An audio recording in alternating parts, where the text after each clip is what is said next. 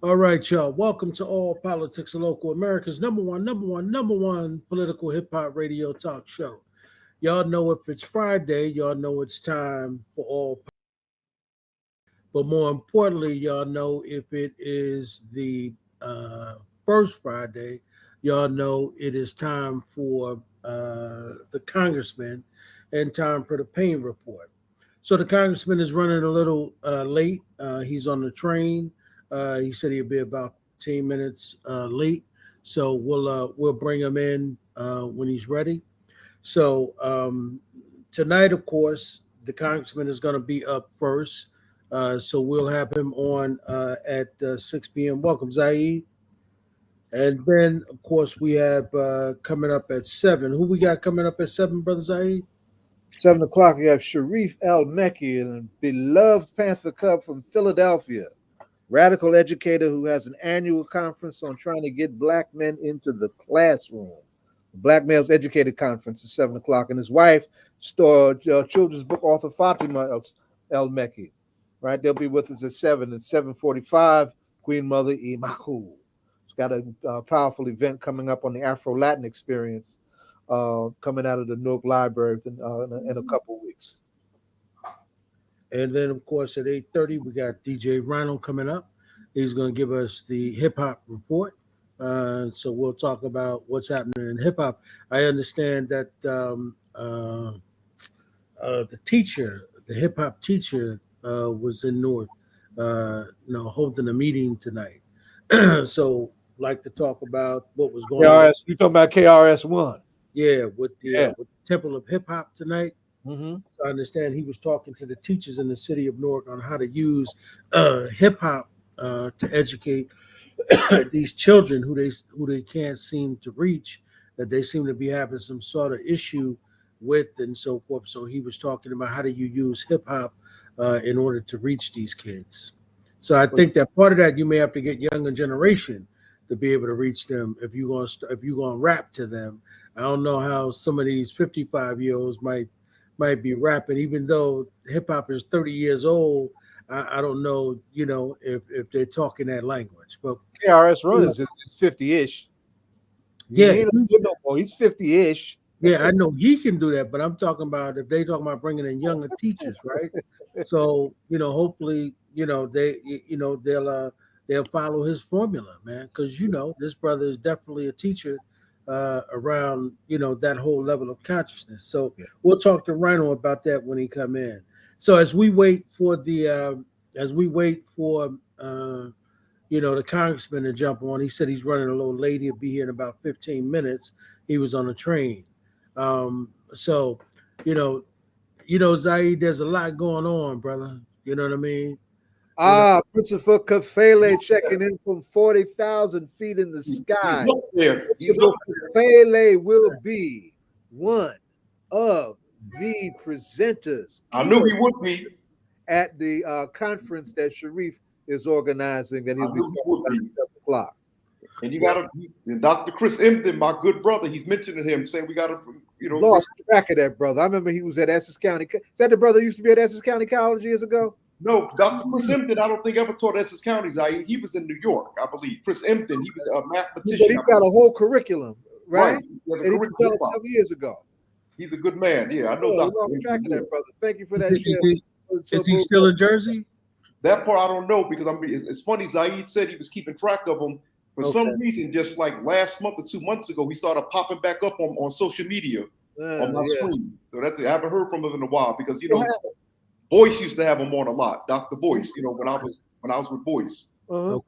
In addition to that, I mean, locally, I mean, I tell you, he doesn't get the credit he deserves locally. But my little brother Al Tariq Best at the Hub, he uses hip hop with the kids all the time. That's They right. got He their does. own studio and everything. Do very high quality videos. Yeah, Right? They do very good stuff with hip hop. So yeah, it's a lot of folks have understood that can be. Hakeem, Hakeem That's has right. got a program. He yeah, doesn't get paid for that locally either, yeah, right? That's Hakeem has got a program for teaching hip hop, and Hakeem, works with KRS-One. So right. we got folks who got some jewels Yeah, to yeah. help on Well, that. I think Hakeem was really the one that was instrumental in helping them get the Temple of Hip Hop here in Newark. Yeah, I think we without all a put doubt. it together. And And Ja Shakur, because he's friends with KRS. Ja Shakur. Yeah, John was at Essex County for a minute. I don't know what his status is now, but he was at our brother Calfani did bring him on for a minute at Essex County College for a minute. Yeah, well, so Principal Corella said he's at Columbia and now he's at USC. Talking about Dr. Emden. Huh? Talking about Dr. Emden. Talking about Dr. Chris Emden. Yeah. Well, he's at okay. All right. So we definitely want to reach out to him, Brother Kafela. We definitely want to get him on and talk to him, about that, and because I think that's a whole nother teaching method, man. Mm-hmm. It's been there. I mean, hip hop ain't a kid no more. It's 50 years old. That's right.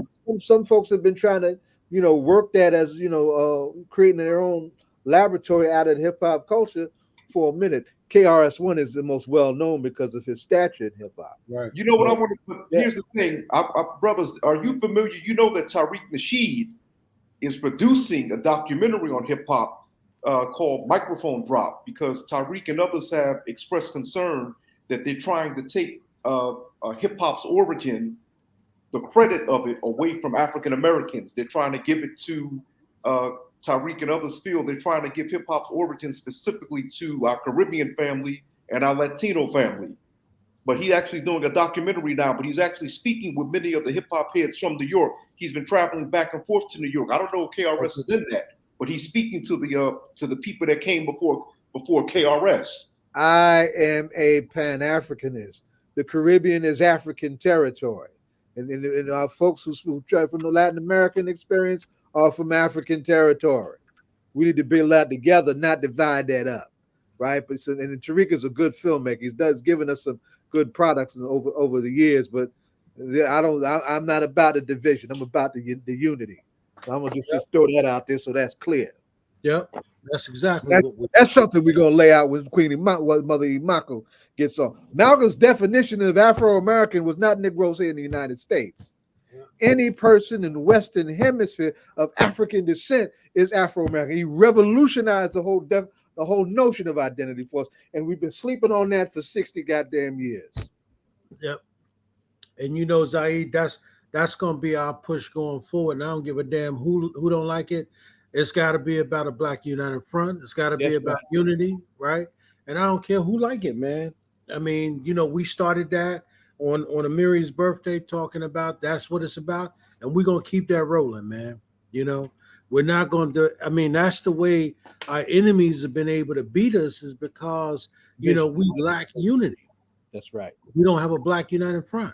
Every other group of people, right, when something go wrong in a community, they can band together, right, and come against the entire world. That's what we see now, right? Other groups are banding together, coming against everybody. But we're not united. So what happens? That old adage, united you stand, divided you fall. And so you got everybody trying to defend themselves. And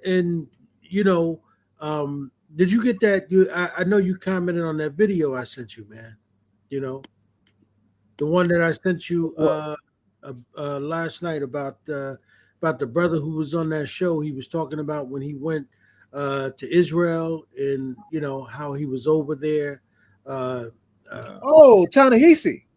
Yeah, right. Yeah, Ta-Nehisi is the cover of the Black Panther Party. Oh, I didn't know that. Yes, that's Paul Coates' baby boy. Paul Coates' baby boy, right?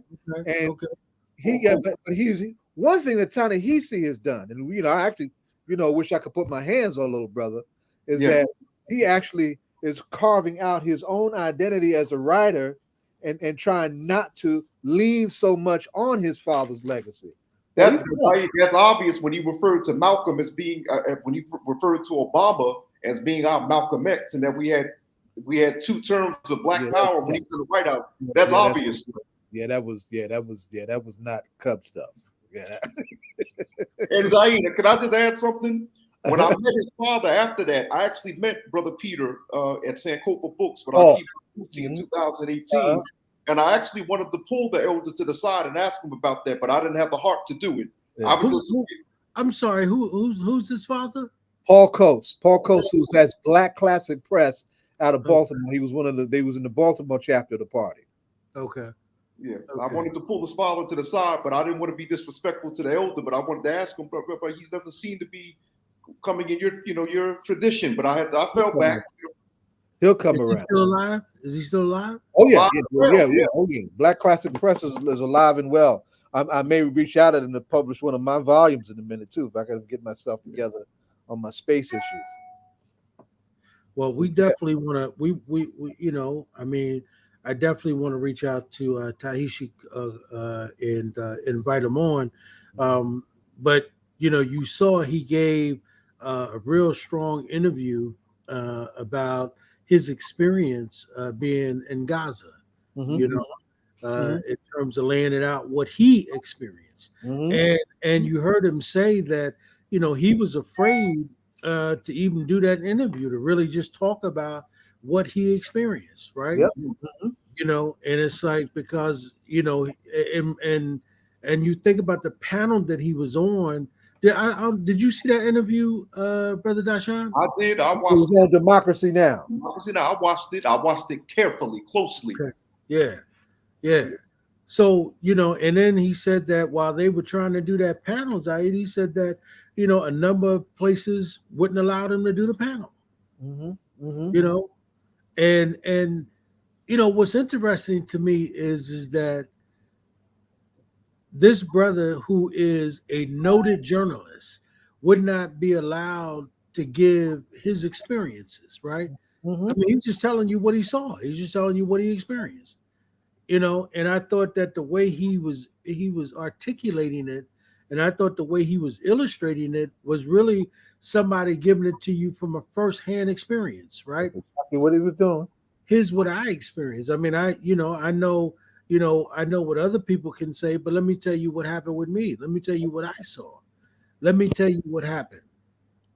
Right. So, and we're hearing terms like, you're hearing people say open air prisons and things like that. I mean, it's the first time I'm hearing terms like this. Right. So I have no idea what that stuff is. That's why I'm saying, it would be interesting to be able to talk to these brothers and, and kind of get their input on what's going on in the world. But, it's a lot happening. But that's on one front. Then, of course, that I understand that the trial started for Breonna Taylor this week. Yes. Her trial finally started. It began this week. Yeah, began this week. So, I mean, it'd be interesting to find out what's going on, because the Cameron, the dude who prosecuted them, is running for governor. Yes. And they're lighting him up. You got activists, black activists are lighting him up. Not just black activists, but other progressive activists are lighting him up. But he's a Republican Negro in a Republican state, so he still has a chance. If he is their top dog in a Republican state, he is Mitch McConnell's pet. That's right.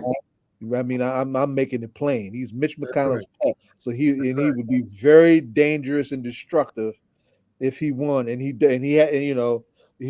be the front runner. In that, I was trying to put up the actual link, and I'm just having trouble doing it for the interview, so folks can see that on our page. I'll come back to it. But yes, if he's our folks out of Until Freedom and others a need to really, the black vote really has to turn out in a decisive way to defeat this clown, because he is really what he did was terrible. It was absolutely terrible. Yeah, and we'll do more of that, because that's what he was groomed to do. Yeah. He will be the reemergence of Clarence Thomas. Yeah, that's right.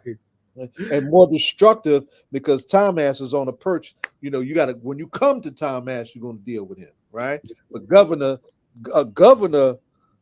Thomas can wreak havoc just by pushing backwards policy that'll hurt our people, because he backwards like that. You know? Yeah. let's talk about that a little bit, Zaid, on two levels. One is that I was hearing this week about that Donald Trump is on trial in New York, Mm-hmm. right? But I was hearing that he is still the number one Republican candidate, Absolutely. That is right and exact. Absolutely. right? And I'm like, I'm baffled by that because, and then of course you heard that the vice president dropped out, right? Mhm. So, but I'm baffled by that because here's a guy that's not really even campaigning, That's right. but he's the number one candidate, That's right. and which is amazing to me. And is that the link for the? Yes, Patana Yes. Okay, so folks, y'all can go there and pull that up if you You want got to it see. up there, John? I do. Okay. I'm All just right. All right. saying, Yeah. All right. Because I was trying to do it at the same time. Okay. Yeah. So what I find interesting is that it seems the more bombastic this guy is, the more popular he becomes, right? The Great. more crazy he talks, the more popular he becomes. The more he attacks judges, the more popular he becomes, right? Mhm. So what is it to stop him? And then particularly if the judge is saying that the only thing they can do is fine him, but because he's a former president, they can't put him in prison, right? They can't lock him up. Like I don't understand that. Well, it's going to take several things. Well, you know what? I'm going to tell you something. Mama Mina has been, there is in Colorado an effort to have Trump knocked off the ballot by virtue of violations of the 14th Amendment. I Mhm. heard about that. Right? And we hope that catches fire. Uh, because there's a clause somewhere in the 14th Amendment. I hadn't even paid attention to it. But the last time I was with her, she said, "You read that," and that was back and forth with her for a minute on that. But there's some clause about if you have ever been in insurrection against the United States, you can't hold office or something like that. Because there is an There accountability is. clause. There Yeah, is. yeah. You're Yeah, right and exact. and that's being used to challenge him getting on the ballot in Colorado. That can be that can be a point of challenge. But the other thing is that, listen, it was close, it was tight, but his behind got beaten by in 2020. We're gonna have to beat his behind again, assuming that he's who we're gonna have to contend with in real time. You Yeah, know, on the ballot. We just need to we need to prepare for that. You yeah, know, I mean, I know it's pathologically silly for someone who's done what he's done, who and done it in a very upfront, public spectacle way, to still even be allowed to do that. But nevertheless, he still is a political reality, that we're going to have to contend with until he's no longer there. right. But what's interesting is peace, Congressman. What's happening? What's good, brother? You came right in on time because we talking about with Talking all about Donald Trump like a dog. the Uh-huh. fact that he is the number one candidate, and this dude ain't even running. And it seemed the more bombastic he become, Congressman, the more he becomes popular, which is absolutely insane. You know, and what I was saying as Aida a moment ago is that the judges are saying that with him threatening judges and threatening witnesses, the only thing they can do is fine him, and they can't put him in prison because he is a former president. I'm like, what? I've never heard that. Mm. And Yeah. and then of course his son is going around, befriending the judge, tapping the judge on the shoulder and talking to the judge like they buddy while he was in court this week. I'm like, what is that? Hey, Dashawn, I see it. I see what you lifted up, Dashawn. Yeah, Section 3 of the 14th Amendment. That comes out of, of course, what happened with the Civil War. That's right. That's right. Yeah, that's what came out of the Civil War. Thank you for that. Yeah, I really think that Mr. Trump is in trouble. Somewhere along the line, somebody's gonna snatch him up. I think the one he's worried about most is New York, because they're talking about taking his business license away. He won't have and most of those buildings, Right. he would have to forfeit. So I think he's very worried about that, which is why he continues to come to court. Although I think Fanny's got something for his behind down in Georgia, though. Yes, sir. I hope you're right, sir. I think she's got something for his behind, and she was the one that put. Do y'all remember? The former superintendent, Beverly Hall. Was it Beverly Hall? From Newark, she went to Atlanta. Yeah, who took over? Yeah, who had this? Yeah, had got the job. Yeah. Yes. And then ended up going to jail. Fanny's the one that put her in jail for cheating for those school. I remember that. Oh yeah. Down in Georgia, yeah. The story on that. Where they were fixing all the scores of the kids. The story on that. Yeah, Barbara Hall. Is it Barbara Hall? No. You said it right the first time. I forget. Yeah. Well, anyway, yeah. Fanny put them in jail. Good. She did. And so she did. She was terrible. You had to know if she was terrible. Oh my God, she was terrible. Beverly Hall. Yes. That's what it was. So Fanny ain't playing. In fact, but he got all them damn cases. Somewhere along the line, Congressman, something's got to give, right? Because there's no way he's going to be able to fight all of them damn cases and nothing happens.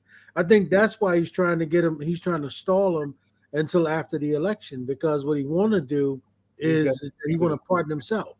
Yeah. He want to cause all of that stuff to go away. Right. It looks like we lost him. He was driving. Yeah. One of the things that's interesting too to watch is how folks close to him are flipping. That too. Right. Yeah. So he can be isolated in some of these proceedings as they proceed, if that pattern persists. Right. So it's going to be interesting to see how he's going to, finagle his pathological way out of that. Yeah. Well, I tell you one thing. If that was anybody else that had that many cases, right? Mm-hmm. I mean, you got to think about how much money it's costing, right? I mean, to have all of those cases going at one time. I mean, it's just. I mean, we're talking millions of dollars in legal fees, man. Mm-hmm. Yeah. Right. He must be pretty well set, because he don't seem to be worried about it. Well, what I was going to say is that what's been getting me from the beginning is his hubris. You're sitting up here talking trash about the judge whose fate, your faith is in his hands. You tell me that, how do you do that? I don't care how rich you are. The lack of humility is what's getting me. Oh, right. So arrogant. But that's my point. And what I'm saying is what does he know that we don't know? And what is it that his family know? Because they were buddy with the judge. I mean, they were putting a hand on the judge when they were leaving out, putting his hand. I'm talking about one of his sons. You know what I mean? Like, I'm like, what is going on here? Like, and you just heard the congressman said what's really at stake is his license to do business in New York. So if he loses his license to do business in New York, we're talking about somebody who is a real estate broker, right? And the Trump organization lose their license, they can no longer run those buildings. They can no longer manage all of that real estate that they have. And then, they still own, I would imagine, all them apartment buildings that, remember, his father owned a lot of that stuff. That's right. So they probably still have all of that stuff that's part of, the Trump organization, portfolio and so on. But they don't seem to be worried about it. They don't. They sure don't. They sure don't. Anybody else would be worried, which is interesting to me, man. Just in terms of the way that these guys are doing business, the way that they're going to court, right? The way that and remember the prosecution is. I think today they rested their case, so they're going to put on their case next week. Mm-hmm. So it's going to be interesting to see who they bring up. Yeah. Right. So I mean, and I understand he's supposed to testify, and I don't know if that's a good idea because this guy got a problem with his mouth. I was going to say that. I was going to that. Yeah, he doesn't think so. So I don't know if I put it. But you can't really stop Donald Trump. You could be his lawyer. Yeah, you couldn't be his lawyer. Nah. No. Not to ask you that, Ed, if you could be his lawyer. No.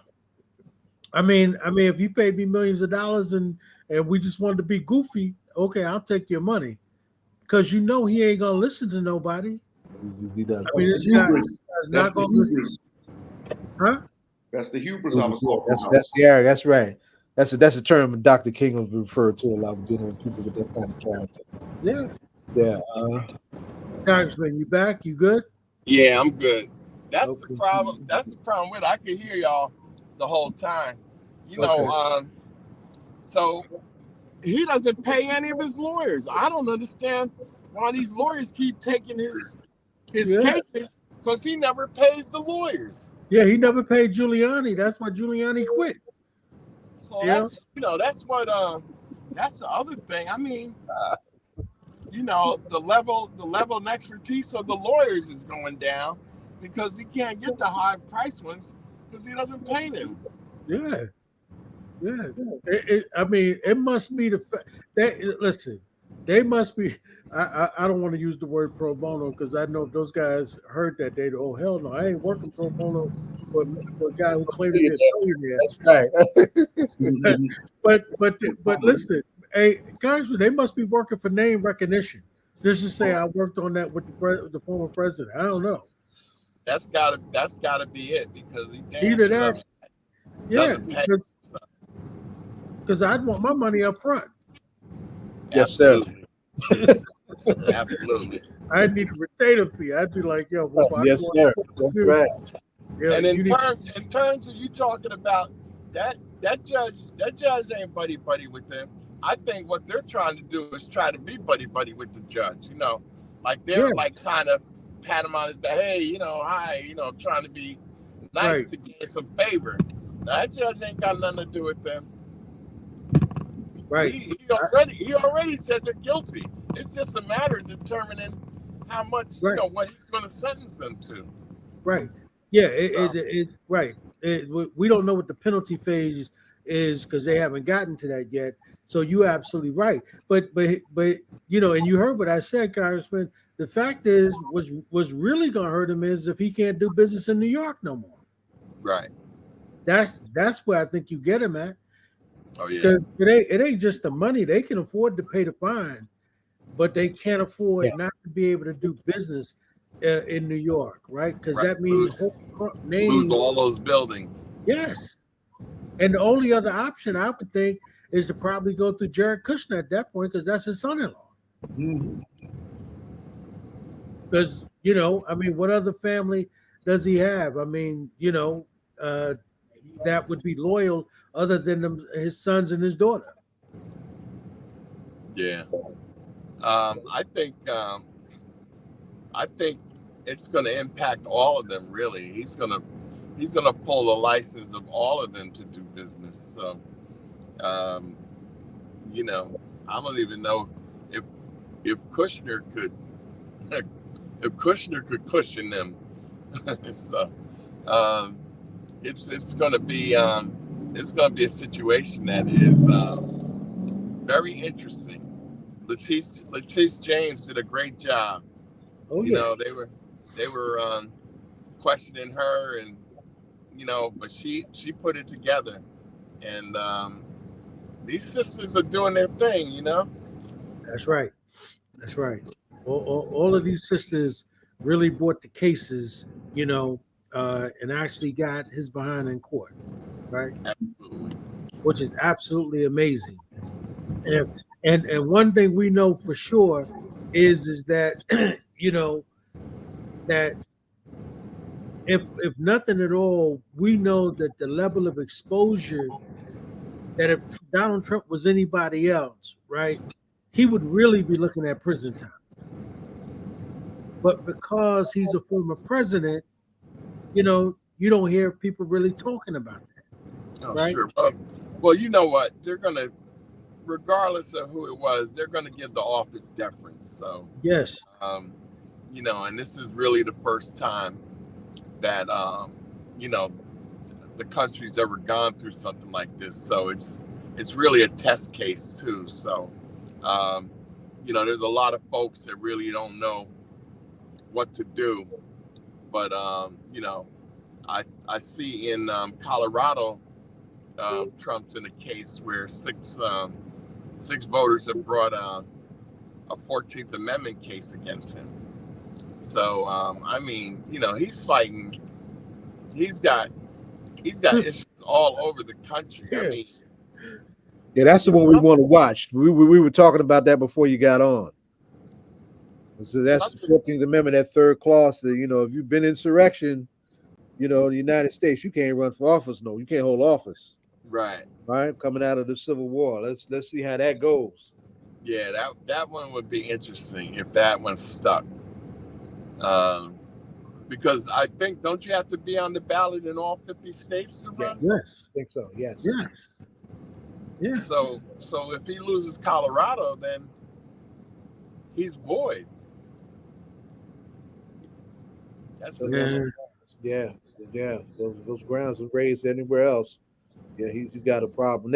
And that's still, and that comes to the point that that Ed was raising. Like, what do we do? The guy that's got this kind of following, kind of mass following and mass influence, who still has a big stranglehold on the most backwards tendency in the Republican Party in Congress. The folks who are running for president against him are trying to be like him. Right. The organizing task that's on our side should be very clear. It should be very clear.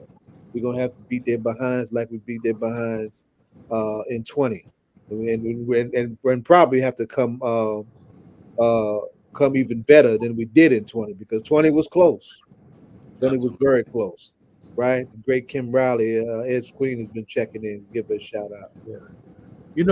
Congressman, I still remember when you called me when they finally called it for Biden on that Saturday. He was like, "We got it," because that was a serious count. They wasn't looking to give that up. He wasn't leaving that office. And you want to know what I covered, Congressman Payne? In fact, my other two brothers here may not be aware of this, but the next week I covered the Stop the Steal rally and the Stop the Steal march, which was like, to me, that was a precursor to January 6th. Right. I actually covered that, and actually, there actually was there were quite a few violent incidents that day. I actually covered that. But when I covered the Stop the Steal, it was the Stop the Steal rally, then it was the Stop the Steal march. Both events merged. It was two different events, they merged. And I actually thought it was going to be January 6th before January 6th, by the way they were talking. Wow, that's deep. I actually covered that on air. Hey, listen, Congressman, I tell you one thing is for sure, man. I can't imagine this country being under that kind of leadership ever again, right? And if he was ever to become president again, you think this country was in trouble then? We have no idea what he would do. Oh, it'll be no idea. It'd be frightening. It would absolutely be frightening.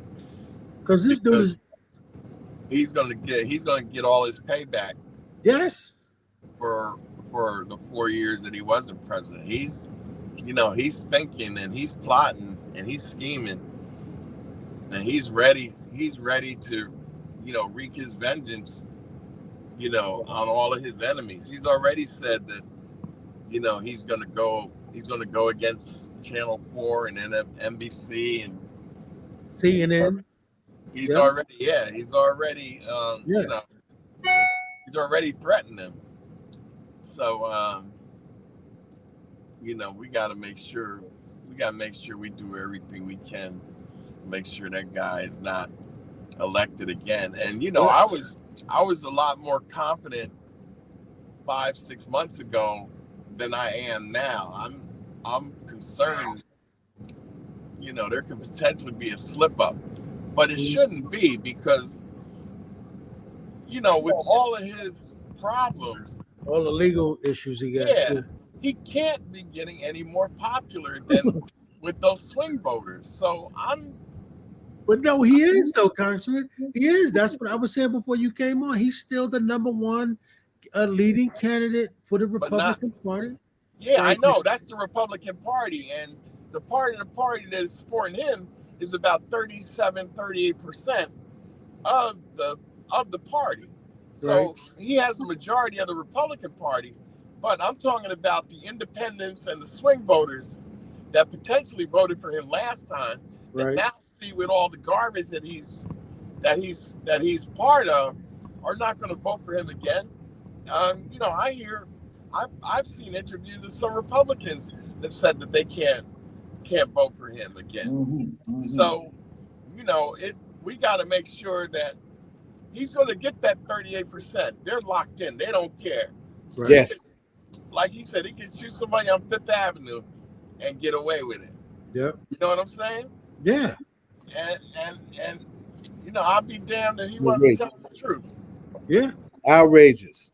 Yeah. So we gotta just make sure that those swing voters and those people that for some reason liked him at that time, make sure that they, a lot of them aren't with him now because of all of the issues that he's facing. So, we just got to make sure folks come out and do what they need to do to make sure this guy doesn't get back in by some happenstance, some mistake. Yeah.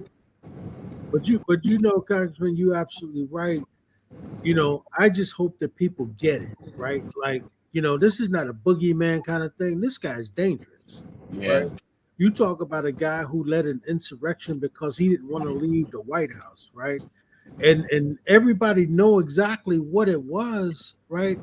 Or exactly what we were watching. And now folks are actually starting to say, oh, it wasn't an insurrection. No, we knew what we were watching. And that's sickens. Listen, me living back and forth between up top in DC, and I'm sure the congressman has experienced this more so than I have. He and I have both spoken to Capitol police officers who were still halfway traumatized from that, if not fully traumatized. I've actually spoken with some of them. What was that like? I almost didn't come back to work.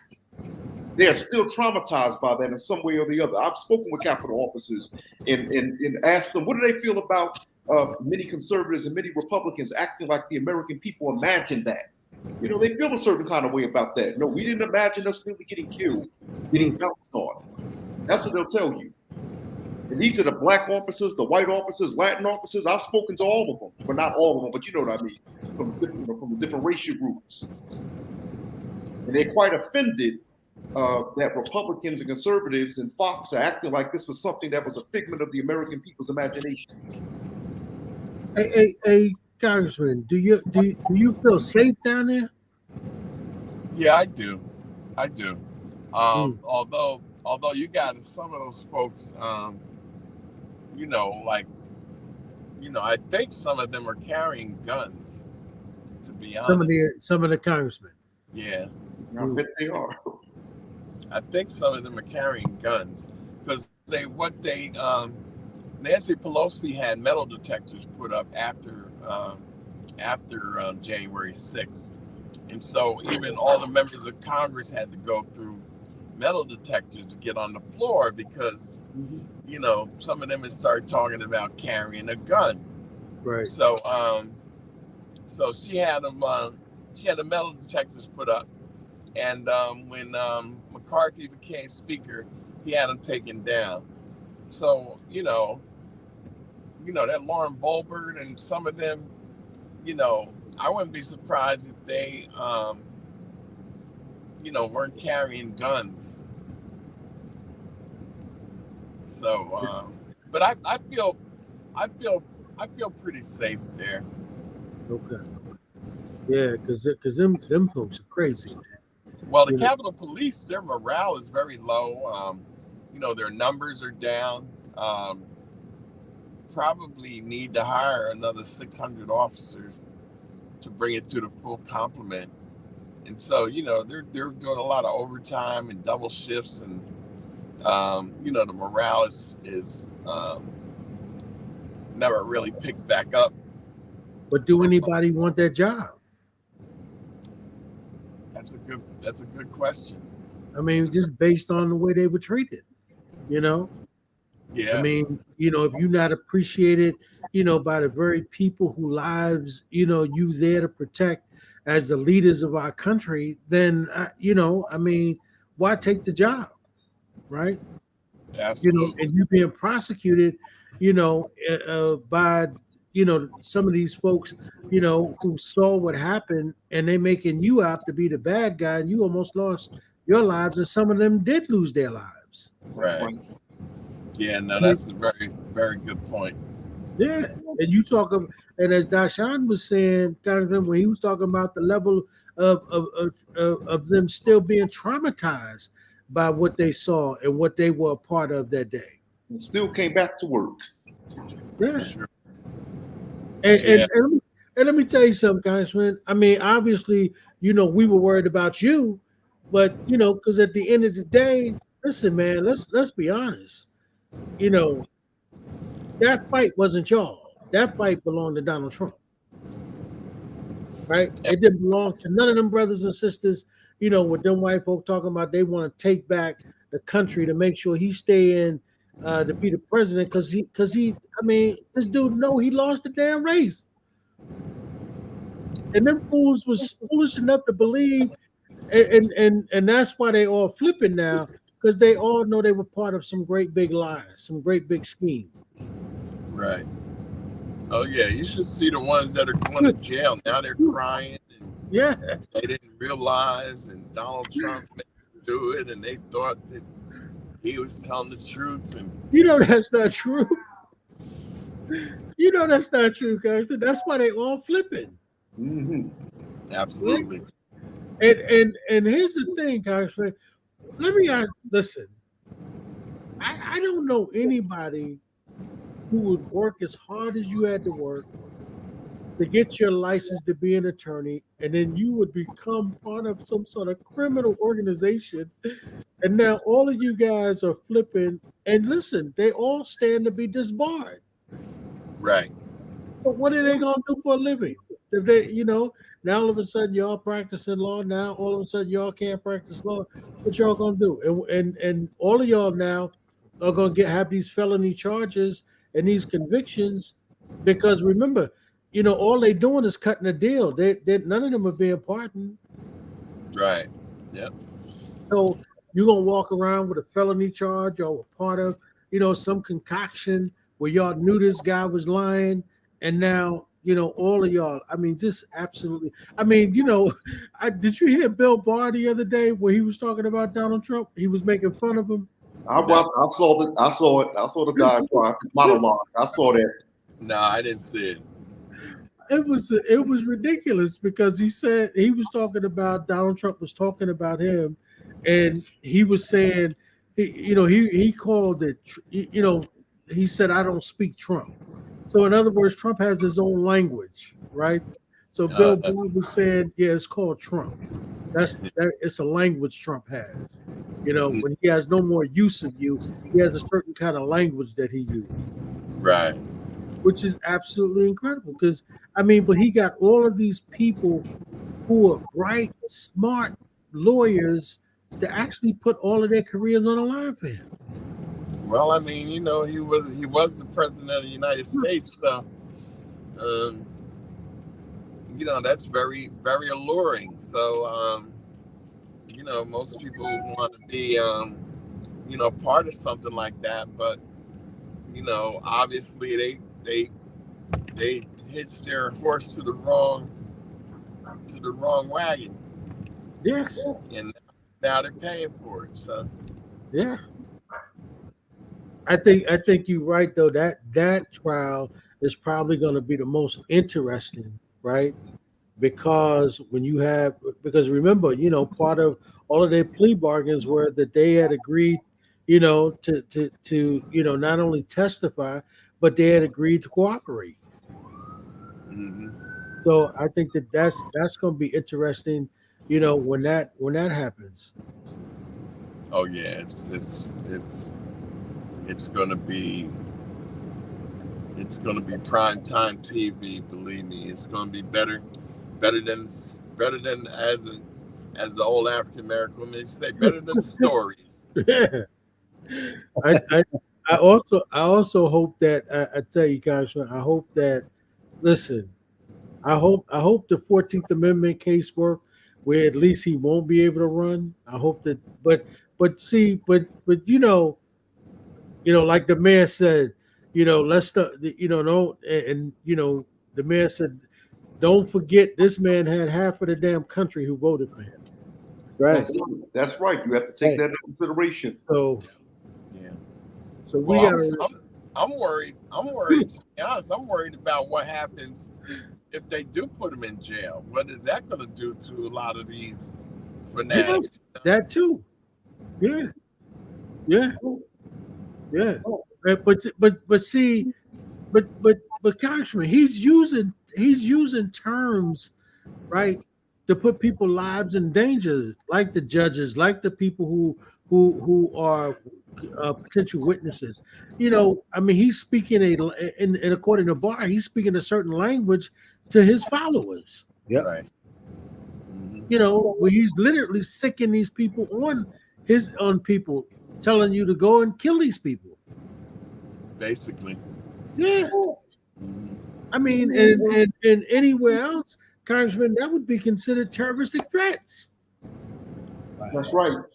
Well, we all know that he's just a dangerous individual, and hopefully,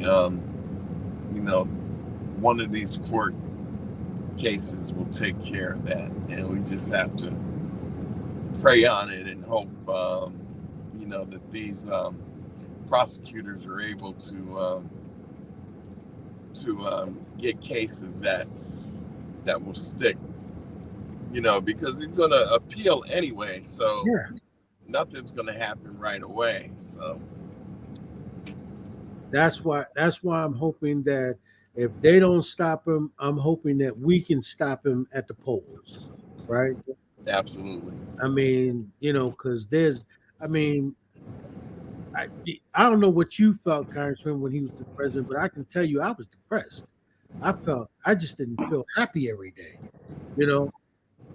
I mean, the country even felt depressed, right? Like and remember, I don't know if y'all remember those press conferences he used to do every day for COVID? Those things were a joke, man. It was like the comedy hour. Remember at one point the dude said drink. Remember he said drink Clorox? It was terrible. Yeah, bleach. Take bleach. Terrible. I mean, and then he tried to say he was only joking, but remember one of his followers went and did that and died. Correct. This is crazy. Unreal. It's terrible. But that shows you the psychosis of racism in this country, how deep it goes. Right? That's the elephant in the room. It's alive and well. Live and well. Well, I was going to mention to you, Zaid, it's funny you mentioned that the elephant in the room. As you were getting ready to say that, something that, someone that and Ed, I was thinking about this earlier today. Someone we have to get on the show is Dr. Cleo Monago. Okay, something that Cleo had said after Trump had won. He was explaining how, if you notice, white people across ideological and political lines voted for him. You know, you had there were white women who voted for him, which, by the way, over 50% of white women voted for Trump. That's right and exact. And the funny thing is, the next week, many of those women, I was there with them at the Women's March. You know, those same women were at the Women's March, and who had voted for Trump, but then calling him sexist. But also, I've met white socialists who voted for Trump. Trump has oftentimes been called homophobic and transphobic, but guess what? There were white gays and lesbians and white queer folk who voted for Trump. When I covered the Stop the Steal March, I can't tell you how many rainbow flags that I saw out there waving high saying we support Trump. Okay, there were white atheists, white Republicans, white Democrats that voted for Trump. Crazy ass white folk. It demonstrated how whiteness oftentimes is seen as being universal with white people. So I'm glad Zaid mentioned the elephant in the room. Big old stinky elephant. Yes, it is. But you know, Congressman, that was the problem that Hillary made, where she thought that those white women was going to support her, and then they turned around and they ended up supporting Donald Trump. That was wild. Yeah. And Cleo Monago said this when he was on Roland Martin. He said, okay, wait a minute, because they were still upset with having a black president. Cleo Monago said those white women were like, no, we're going to talk about reproduction rights and sexism next week. We're going to do that next week. In the meantime, we're going to vote for Trump because we're going to put a white agenda on the table. That was crazy, And I think that hopefully we've got enough allies this time around, to be able to stop them, and make sure that level of craziness doesn't ever come anywhere near that kind of power again. Hey, Congressman, what's the vibe down at Congress in regards to everything that's happening with him? We're having trouble with him. We're having trouble with him. If you're talking, Congressman, you on mute. Yeah, he's on mute. We got our own issues, really, with the new speaker and trying to catch up with the legislation and everything that we didn't do for 3 weeks. Now we're like behind the 8 ball. So, I mean, we were voting last night at 11:30 at night. So, we're trying to play catch up now with all the appropriations bills that should have been done in September. We're just getting to them now. So then we also have the government shutdown coming up in November on the 17th, I believe it is. So, with this new speaker, we'll have to see how that goes,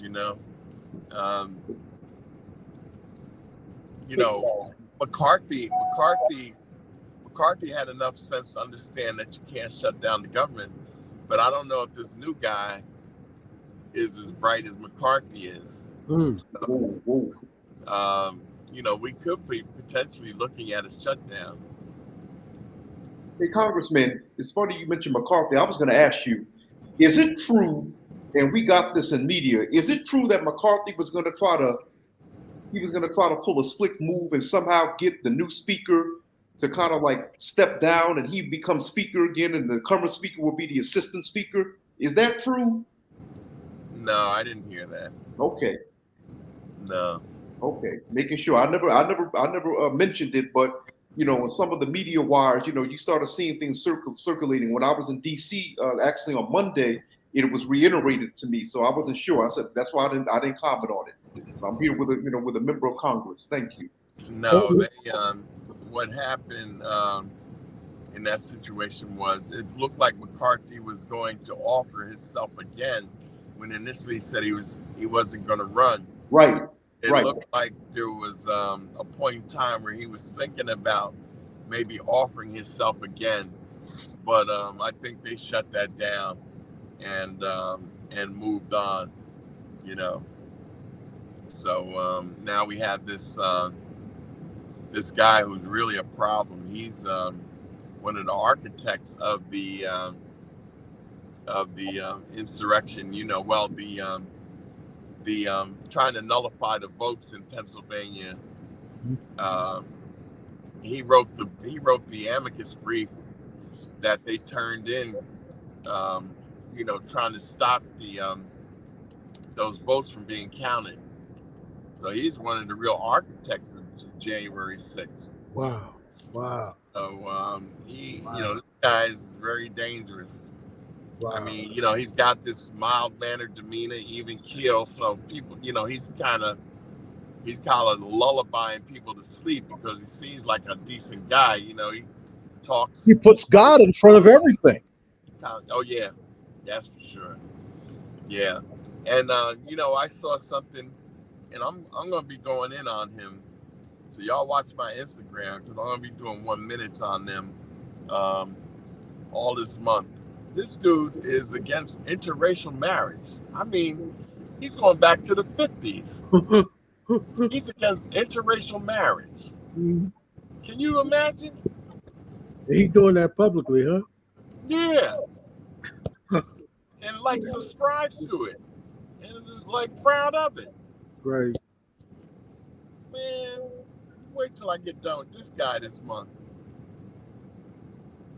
I'm going in on them. But that's the level of extremism, right? That those folks who support Donald Trump, they like that because yeah, you know, and you know, I heard, you know, I don't have any evidence to prove it, but I heard Donald Trump had endorsed this guy. Oh, sure, he did. Wow. I mean, why wouldn't he? The guy wrote the brief for him. Why wouldn't he support him? This Congressman, I'm telling you, man, I don't know how you go down there and do that job, brother. There's some dangerous folks down there. Hey, brother, we got to do it. I agree. Somebody got to do it. Now, what about your colleague, George Santos? Yo, yes, let's talk about that, Congressman, please. George, how did he survive that? I want to know. I'm just curious. How did he survive that? Goddamn Republicans had some unity around his ass. Those Republicans saved him. They saved him. They voted not to put him out. And you know, I give the New York delegation a lot of credit because the New York Republicans were the ones that you know, brought the expulsion resolution up. And so you know, Mike Lawler, and they're really a fringe group of guys too, but they know they're in trouble next Congress because, you know, they're being those swing you know, the swing districts that they were able to win luckily.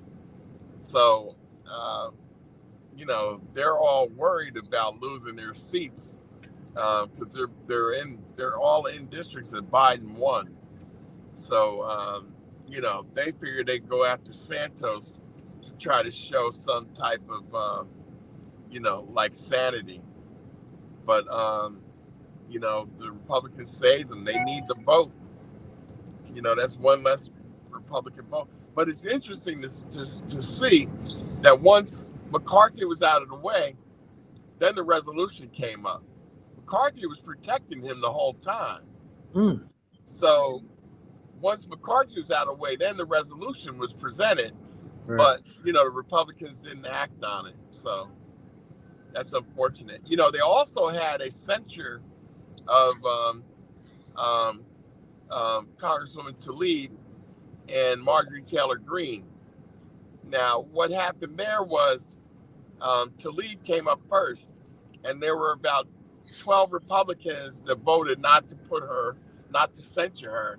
So then we dropped the Marjorie Taylor Greene one. So, you know, we wow. You know, since they didn't do her, you know, we gave them Greene. So that is one crazy ass white woman. Oh, she's nuts. So, Congressman, I gotta ask you, right? So, when you see Santos, what is that like for you? I try to get out of the way. I understand. That dude, he hides most of the time in his office. He like runs. He runs from the floor to his office and runs from the office to the floor. He tried not to get caught because those guys are waiting for him all the time. Right. All the time. So dysfunctional. I listen. I wonder if he's even embarrassed by any of that stuff that he's accused of doing. You know what I mean? It doesn't seem like it. Doesn't seem like it. Because listen, let me tell you something, guys. I got to tell you, if anybody else would have probably resigned, right? They'd have just said, "Man, I don't want to bring that much." Yeah. Well, I got to ask you now. Well, wait a minute. I got to ask you about Bob. Have some dignity, I mean, what about Bob? Even Richard Nixon resigned. I mean, have some dignity. Right.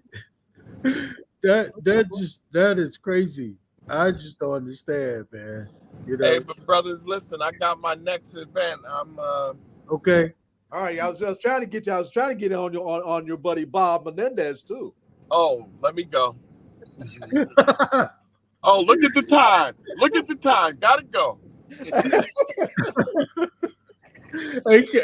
Hey, Congressman. Next month. Hey, Congressman. Hey, Zay, now you're meddling. You know I'm coming. Hey, Congressman. We do Trump, we do Santos, we do Martin Kelly Green. You bring up Menendez, and now you're meddling, brother.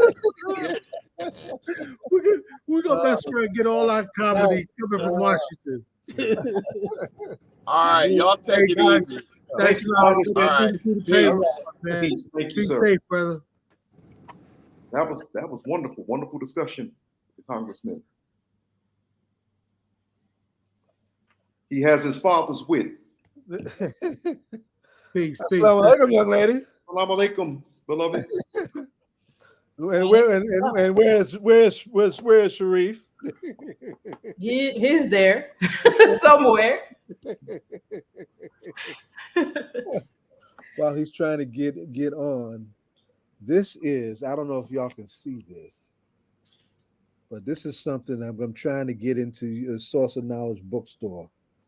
This is a children's book entitled Our Grandparents Were Members of the Black Panther Party, right? And the author is this young queen here, Fatima ElMekki, right? And these are her children, her babies, her cubs, right? On the cover, and they're grandparents. And then I think Sharif said that he's backstage. He's trying to get in. Sorry. Tell him to scroll down. Just scroll down. He should be able to cut to enter studio. Oh, okay. There you go. We about to run the show without you, Sharif.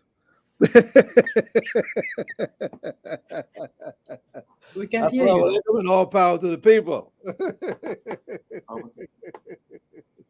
He's muted. But let me just try and sum this and introduce this segment this way. This is an incredible family that I'm very proud of and it is very dear to me personally, that comes out of our Panther tradition. And the weekend of the 7th, I think it's the 17th, 18th, and 19th. I think it's a conference. Yes, 16th through 18th. Yep. 16th through 18th. I'm sorry.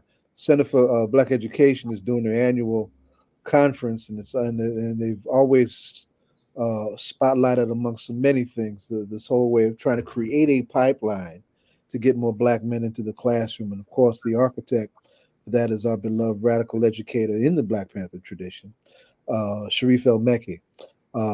This Fatima, his queen, has done this incredible. We want to add to that discussion this incredible children's book with and for their children.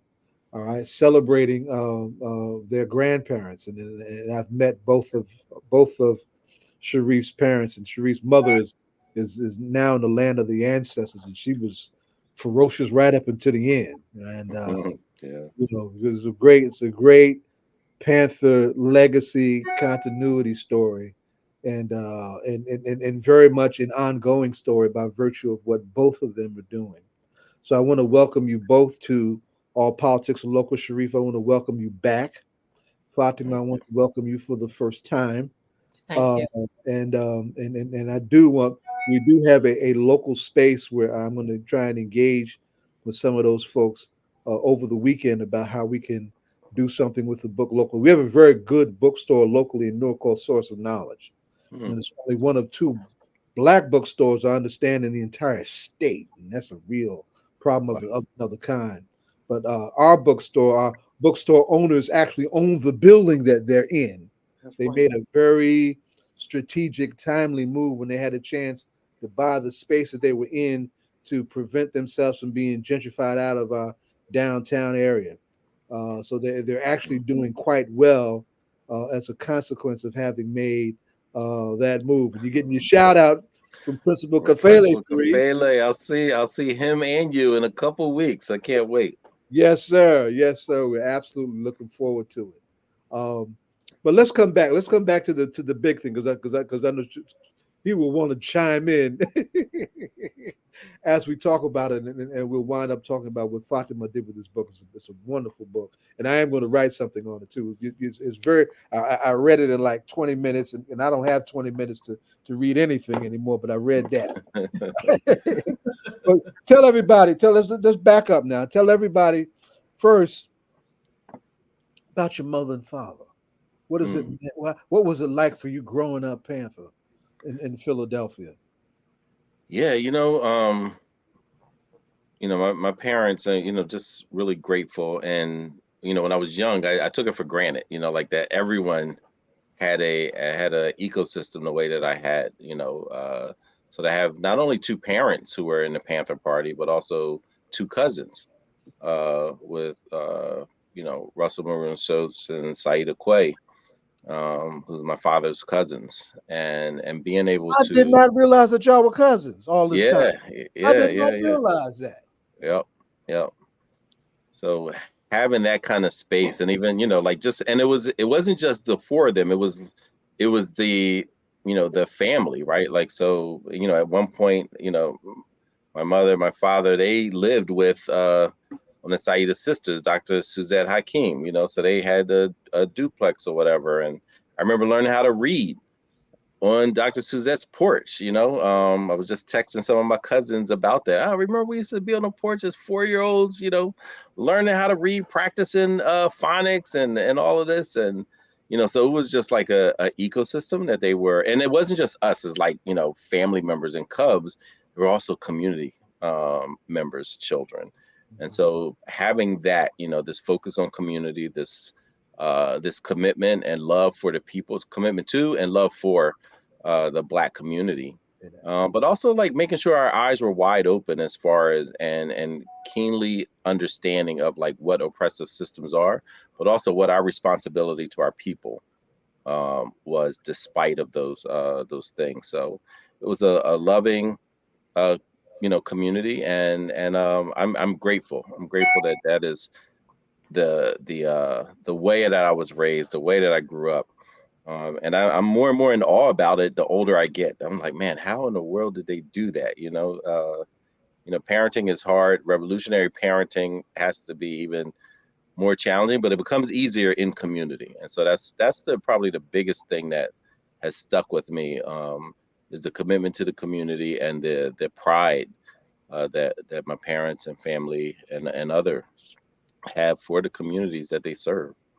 Well, let me pivot now, because you're lifting up some important things that are important to appreciate, and I want folks to appreciate the dimension that you did mention, that it couldn't have been easy, even with all of the community, because of how the state came after the party, how the state came after that generation of the Black Liberation Movement. Rash reminds everybody what his family went through when they were children. Raiding the house, and putting guns, all of that stuff, right? Yeah. And your parents and your family was in the party during the time of Frank Rizzo, when Rizzo was riding high, the great white night of reaction and segregation into the Bull Con of the North.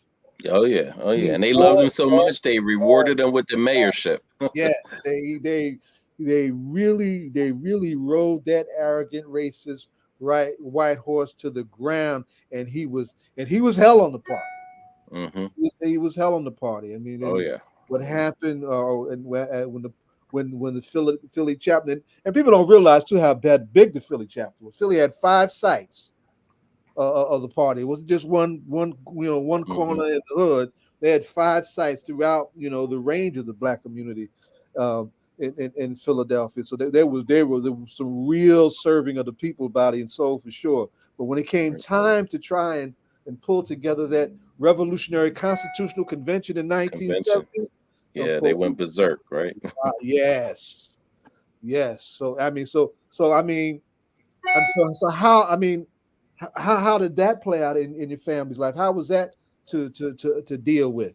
Yeah, From and of course, I think that raid at least, I think that was like I was a baby at that time, so I remember when I first encountered the picture, I was about 6 years old Mhm. when I saw it, and my mother and other folks let me know, like, oh yeah, your father's in this picture, and I when I think back about it, like I wasn't like terrified or traumatized or anything like that. I had such a sense of like vowing, like, you know what, I'm going to be like my father. Like, you know what I mean? Like matter of fact, I did a talk one time and I called it Afros, Boxers, and Handcuffs. And I was like, man, revolutionaries wear boxers. I'm going to wear boxers when I grow up, going to have a fro. I'm going to like whatever they're fighting for. Like, I'm going to do that. But it wasn't just seeing that picture, also seeing Delbert Africa live when I was 7, about a year later, Mhm. and seeing him dragged down the street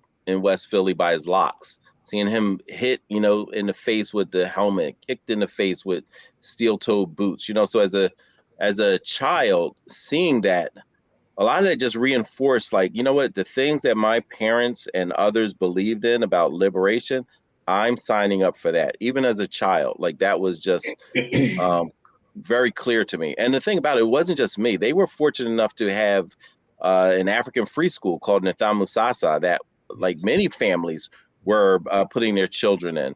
yes, Baba Mumia Abu Jamal had a child there. Mama Sonia Sanchez had a child there. Angela Davis would visit there.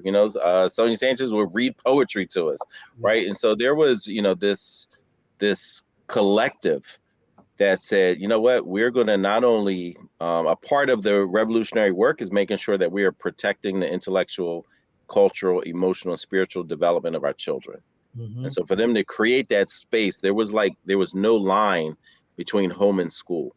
It was connected. Like how some kids unfortunately have the oppressive experience of being school to prison, or sometimes not even school to prison, it's just school prison.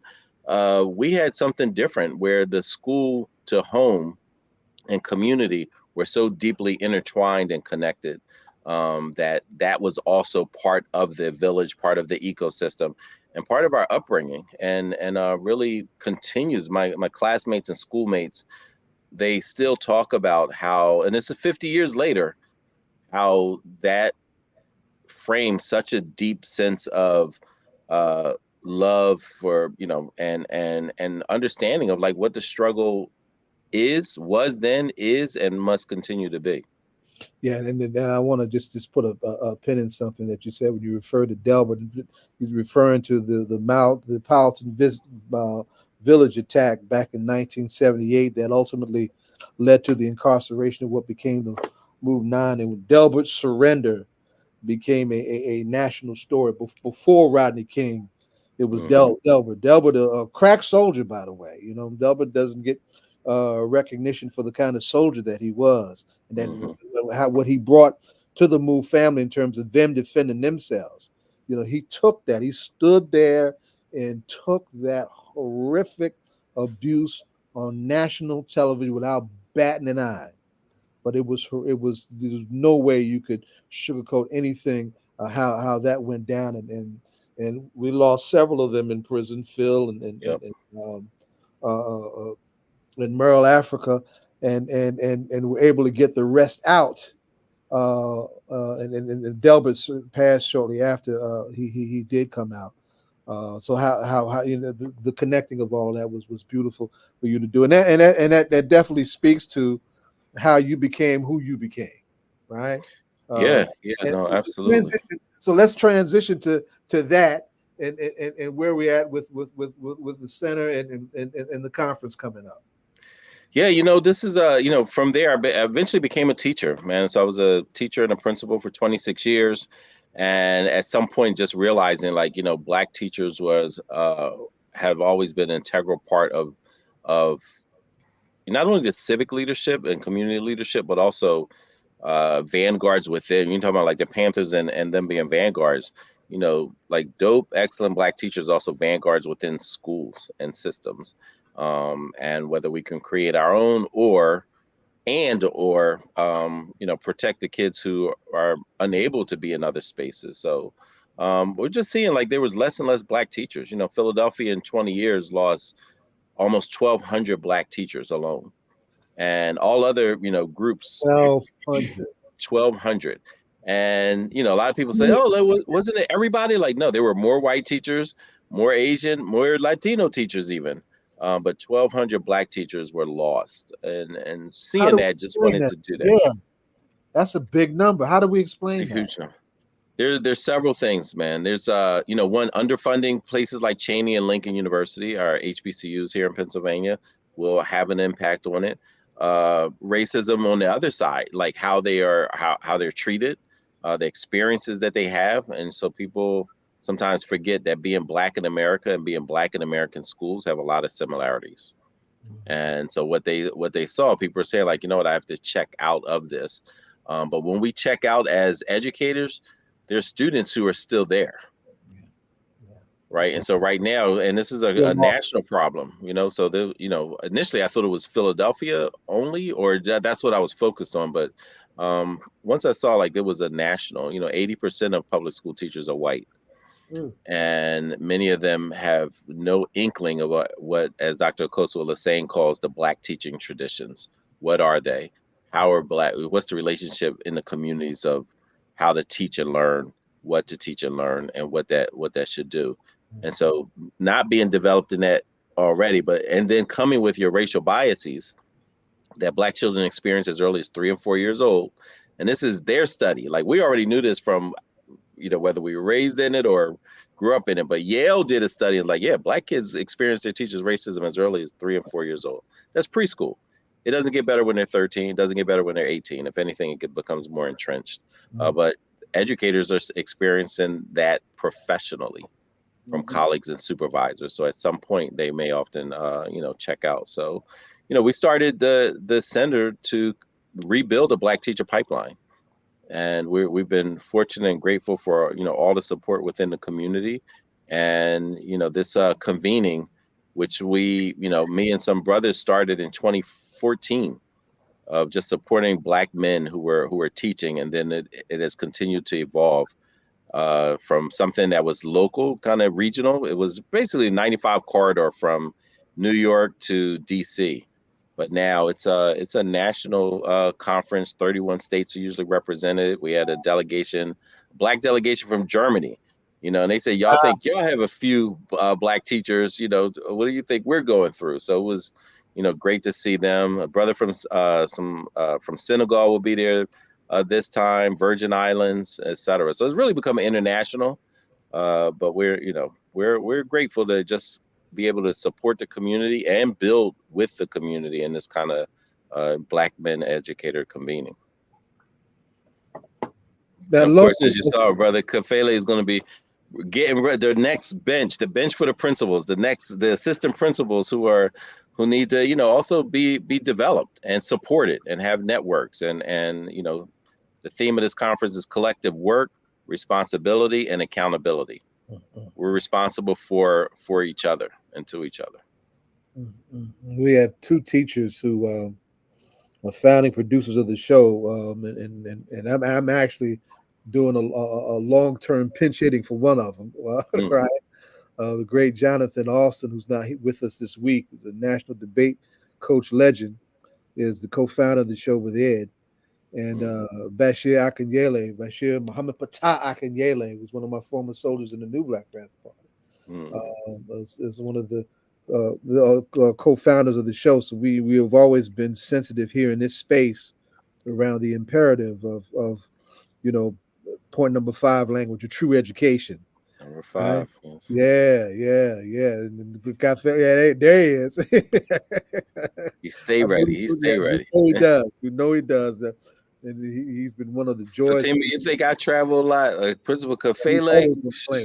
Man. He's chiming in the plane. That's right.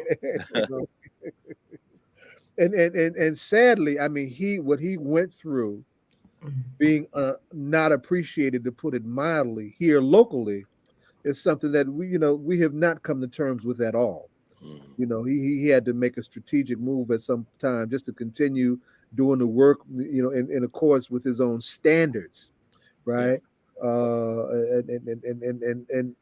figure out how to navigate and overstep the undue hostility, the bureaucratic and races that we still have, even here in this era. He's a great story, and from my generation, he's somebody he was one of my dream stories. Just watching brothers grow, right? Because I can remember he was a young, quiet brother, just kind of just taking notes on the the lecture circuit when we had those kind of organizations back then, and starting to write. He was starting his writing then, right? Taking it all in, and he just step by step in every space that he tackled, putting the principles of our education traditions, and high standards everywhere he went. And he's just beginning to get some semblance of appreciation, not from within the system, in my modest judgment. And he can chime in himself, and we should have him on more regularly. But from how his students have emerged, remembering what they got from the teacher. Yeah. Remember what they got from Principal Kafele. And that's I had to address some teachers recently in Passaic County, and I said, look, remember, we warn y'all right away. I recruit teachers and social workers because y'all problem solvers, and I need y'all to see yourselves as having that kind of capacity in community. It's going to help you with your students, and it's going to help all of us in community, and it might help keep you sane, right? Right. Yeah. And listen, my teacher used to say a student is known by their teachers, and the teachers are known by their students. Right, like it is a community, and so when that's going well, then it just continues and furthers, right? Like, so now, much love to Principal Kafele. I think I first met him we were in San Diego, and I wanted to ask him some questions. He's like, hey, come on, sit out here. We had lunch together, and it's just ever since then, just went from him being my one of my mentors from afar to being able to have it up close, because sometimes folks are mentoring you, and you're just like watching how they move, right? You're reading what they're writing, listening to what they're saying. You're like, yep, you my mentor. You don't know me, but you my mentor. So that's exactly what he did. He was very studious in that way, and he does his own online thing, in a very non-negotiable way every Saturday. He's got his session that he does every Saturday. I think it's at 11:30, right? Right on, baby. You deserve that, beloved, right? He's chiming. So we're all looking forward to him and to so many of this wave of progressive black educators trying to come together. So let's talk more about the conference. What should folks expect? What's going to happen? You told us about the theme. We know Kafele is going to light it up at some point. Yeah. I mean, it's what we're really trying to do is make sure that only less than 2% of public school teachers are black men. So that's one. It's about like 1.3%. But we know that black men, the highest, at teaching, that career as a career, there are more black men teachers than there are in any other profession. College degree, black men, more of them are in teaching. So we know it's something that black men are passionate about. if they're not leading a classroom or a school, they are often adjacent to classrooms and schools as coaches, mentors, supporters, and so many other ways. So this is really a space that many Black men don't find themselves in. It's the largest convening of Black men educators, so we've been told, in the country. And so this is an opportunity where, a lot of places are not like Philly and maybe Newark and stuff. Like, they may be the only Black man in their district, let alone their school, right? And so this is an opportunity to learn, to grow, to push each other, to network, to heal, to feel seen and heard and valued. And that's what this space is. There will be sessions like the one you're facilitating with a couple Black Panther Party members, focused on, point number 5, to make sure that these Black men, and we'll have high school, college, students, professors, veteran educators, the works. But this is to make sure that they understand the connections between the work that has been done and how that's the foundation for the path that we're on now. So main stage speakers, breakout sessions, and community building. We hope that people will leave and recommit to whatever needs to happen in their local community. Education is political, and politics is local, and so is education. So let's remind everybody when and where it's going to be, so we can. Yep, November 16th through the 18th. We are unfortunately sold out this year. We're actually over capacity, but we are November 16th to 18th, Philadelphia at the Lowe's. It'll be there again next year. We'll have those dates, within the next couple weeks, once we're finished this 6th annual convening. And so, Fatima will be on the panel along with my father, along with Dr. Regina Jennings, and facilitated by you. I'm so grateful. This might be the 3rd or 4th panel that you facilitated that we've been, a part of in different spaces. So. Yeah. I've been trying to figure out how to get to you here for the last couple of years. I'm glad we're finally making that happen. Is there? Let me ask you this now, because since it's the registration is full, are there any hybrid sessions where people can still kind of chime in on? No, not yet. What we're trying to do is record some, and then we'll upload them, later on onto our website. So the live version of that we don't have, but we will be recording some of the sessions. Okay. Let me ask including yours. Let me ask you a question. Sure. What do you think about, and we're selective about what we do. What do you think about the National Black Political Convention Network coming down and broadcasting Zaid live? Broadcasting, yeah. That's, that actually frees us up from recording it. So yes, let's talk. Let's make that happen. Last year when we had the circle, we did something similar. We recorded it because it was just a really, really important piece of history that a lot of people just, there's not many people who've spoken to Black Panther Party members. As a matter of fact, I was remiss. The 3rd member is Brother Raheem Khalid, Brother Bird, who'll be coming in from Pittsburgh. So there, I speak to so many youth who are teaching, leading classrooms, and even schools.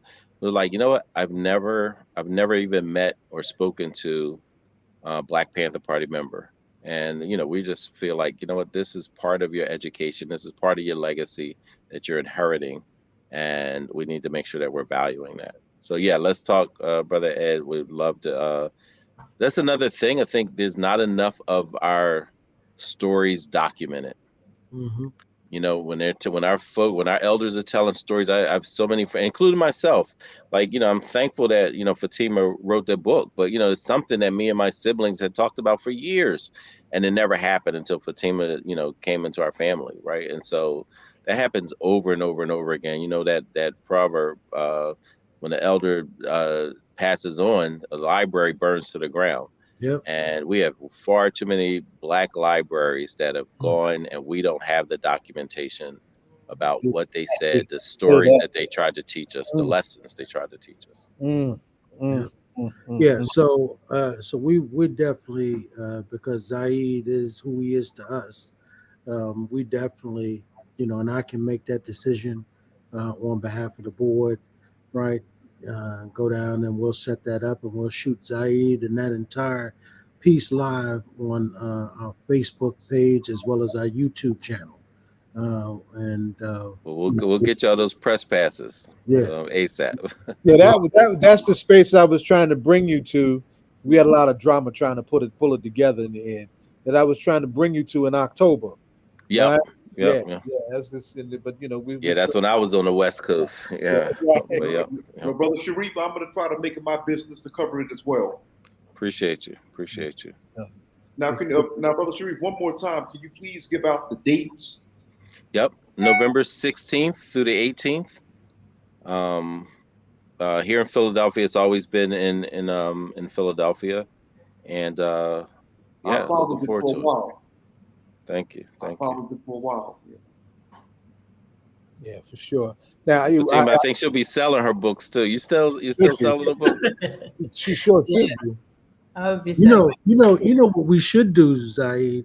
We should actually, talk to our local bookstore and really try and schedule some sort of book signing for the sister. Yeah. You know what I mean? Yeah, that's what I was getting at. Yeah.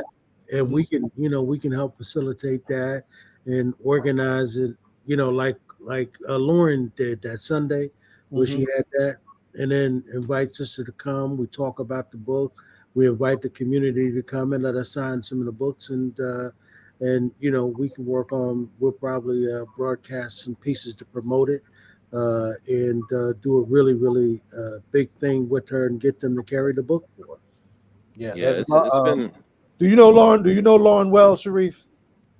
From up this way. The name sounds familiar. I'm not sure. She just dropped her own book. Yeah, she's done some things. What's the name? Lauren, I forget what's the title for a book, Ed? Lauren Wells. But she has. Yeah, it's Mama Erica Huggins over in West Coast. She read the book and yeah. Okay. Yeah. Yes. I'm familiar. Yeah. She, everybody who's read Fatima's book has given, great feedback. So, when someone like Mama Erica Huggins, reaches out and say, hey, this is, I'm loving this. I'm going to give some out to my family and friends, she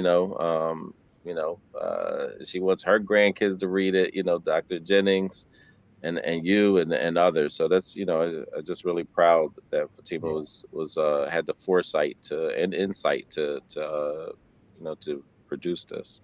And and to build on that, and we're gonna now start pivoting the use of Sister Fatima in a moment. I was Leela Wills and Yvonne Orr were supposed to come on last week.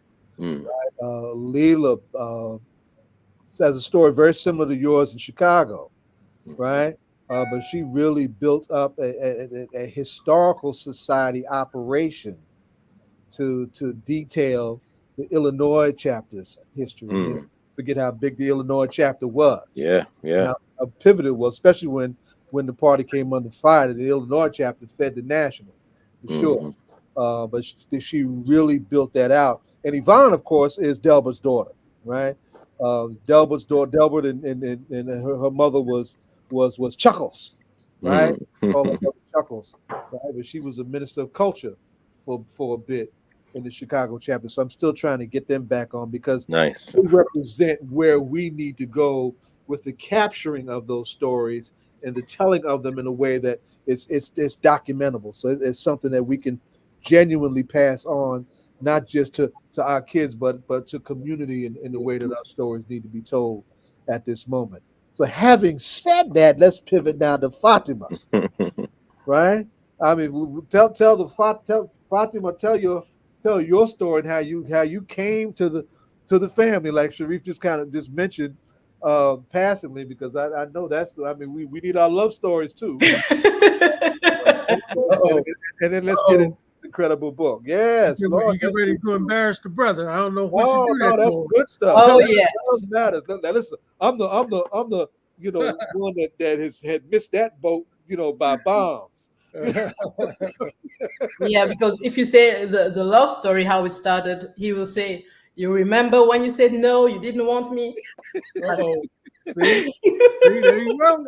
And they all say no to me. So you're doing better than I am. You see, when you put the black woman on, bro, she gonna tell the truth on you. Tell Yeah. So I was born in the Democratic Republic of Congo. My first language is French, and I do speak 5 languages. My father was a professor, and he wrote several books about history, ethnic problems in the Congo. And my mom was an interpreter in the time of Mobutu. And when Muhammad Ali came to the Congo with the fight with George Foreman, October my mom was the interpreter. 1974. Yes. Yes, my mom was the interpreter. Oh man! Wow.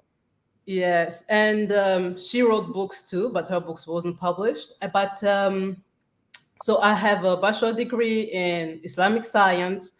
I have traveled around the world, like 15 countries, and I met Sharif through his sister because I have studied in Iran, and he was in Iran too. So together with Sharif, we speak Farsi, and Wow. so we met through his sister. Well, And let's stop for a second. I gotta stop you for a second. Iran? How'd yes. y'all wind up in Iran? Would ask the same thing. Yeah. And it's a great story. We have a great sister out in Iran who's like their top press person and whatnot, and she follows me on Facebook, if you can believe that. And somebody who was very close to me wants to do some serious research on the relationship with Iran and the International Black Liberation Movement. But let's unpack that a minute. Just tell us about it. Y'all in Iran. Yes, I was in Iran because I went to study about Islam, and he was in Iran for another reason that he will tell himself.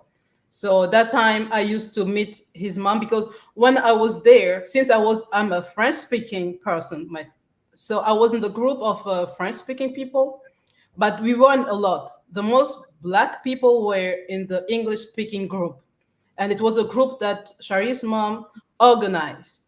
And so we used to have some programs like about Malcolm X and things like that in English. But that time my English wasn't that well. And I didn't want to go to that program because my English wasn't that well. And then she was like, you know what, you're black, you come with us, and like that. So I was going to that program. And that's how I met his mom and his sisters. And that's how I knew his family many, many years before knowing Sharif. Wow. Wow. Wow. Wow. Yes, and then so when I knew him, then his sister introduced us, and I was busy doing politics in my country, doing many things, and Sharif came along and he said, "Take me seriously." I'm glad you did. I'm glad too. I'm scared, and that means so much. I'm telling you, as the old head. She was ignoring me first, bro. She was ignoring me at first, you know. No, but look, because when I was in the Congo, I was doing many things, and then I was like, he's in America. I don't want to go there because first of all, they said what I hear from the news, they don't like Muslims, they don't treat black people well. So I wasn't like, I don't really want to go there. And it's We too don't hear far. about Muslims so much in the Congo. That's a whole nother story to lift up too. But of course, America, France, and Belgium, were responsible for all things horrible going on in the Congo, and the Congo is Yes. still quite challenged, right? Yes, So it's challenging. yeah, And our part of the Congo where it's very challenging because it's the east where there's always problems, war, and things like that. And that's why my father wrote books to explain ethnic problems on that side.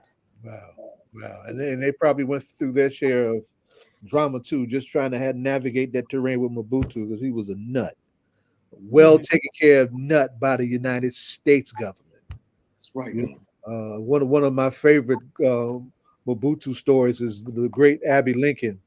Mobutu, you know, who camouflaged his fascism and his neo-colonial mess with the veneer of being this super cultural other kind of person, right? Gave her an African name, beautiful African name too, right? Aminata Moseka, right? When she found out who he was and what he stood for and what he was doing to our people in the Congo, she gave it back. She gave it back. So salute to your parents for having to walk that kind of tightrope, because that must have been a lot for them to unpack and deal with as well. We got to have y'all come back, because y'all are, you know, you're touching on so many talk points that we really need to lift up. Now, with the few minutes that we have left with you, let's talk about this incredible book you did for the kids. Yes. So the book, because with Sharif's father, when we have dinner or when we are around him, he tells us about his life. And I was like, you know, these stories, we hear it now, but we need the kids also to remember that story. And just listening, because you know that a tradition of mouth to ear, that's not a good thing, because that's what we have the most in the Congo, for example. People talk, you listen, but nobody's writing. And I was like, you know, it's better to have it written so the kids can remember all these stories. And also, for example, we sit with Sharif's father and for long time, and we record and things like that, because we want the kids, the grandkids, to know from him, because the story will change after many years later. After him, people will change the story. Even now, you can hear different versions of the stories, but then they have to hear it from him. So I was like, you know, let's write that book, and so the kids can have it. And because I like to take pictures, I was taking pictures and things like that. Then you will see in the book, for example, there's pages where the kids are very small, like that. It's because I just like to take pictures. And when I wrote the book, I was like, I'm just going to use their pictures, and it helped me just put the story together. It sure did. It just flowed. Yes. It just flowed. It's a great contribution. I'm very proud of what you've done. And we've got to really lift up all that you brought to that equation. I literally cracked up watching Sister Regina. Was from Philadelphia, but spent most of her time on the West Coast in the national office, right? And she's a poetess and writer herself. Yes, right? Done some good theoretical stuff on Malcolm and the party from an arts perspective. Right, but she just blushed. Yeah, she was so happy. The South all over the place. When she got the book, she was like, somebody told me, did you read this book? And I was like, and she was like, no. Then she got the book, and when she was reading, then she saw a picture. She's in the book. Right. So she was like, what? I'm in the book. My picture in there. Did y'all know that? So wherever she goes, she brings the book with her and give to the other painters, and she talks about the book. She loves it. Yeah, it's great stuff. It's great stuff, and this, we need that. We absolutely need that. One of the pluses of the space that we've been talking about that we want to bring you to is that's one of that particular store's strengths. They have an excellent array of children's books. For Black and brown children, they have an excellent array of children's books. So it would be most welcome there. One of our sisters just lost her son, so it kind of delayed me getting down there to talk to her about it. But I'll get down there this weekend to share with her what I think what we're trying to talk about doing, and I think they would really appreciate it and bring you up like Ed was talking about in the context of doing a book signing and selling and doing it in community. It's a really great story. It's a really great story, and it's really well done. Thank you. Y'all want to ask your wrap-up questions, and Deshaun, we're gonna get. I don't know does Deshaun know how to ask the ritual question? What is your favorite hip hop? What is your favorite hip hop artist? Well, you're Yeah, supposed to yes or no. You ain't supposed to say it now. I'm asking you, do your final questions first? Oh,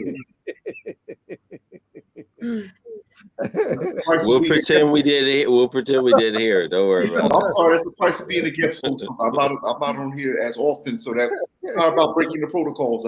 It's all right, son. I'm messing with you. The Shah was one of my troops too. Now I've been watching this kid since he was 14 years old. You should have seen him when he was young. That's right. he's also related to Brother Kafele, by the way.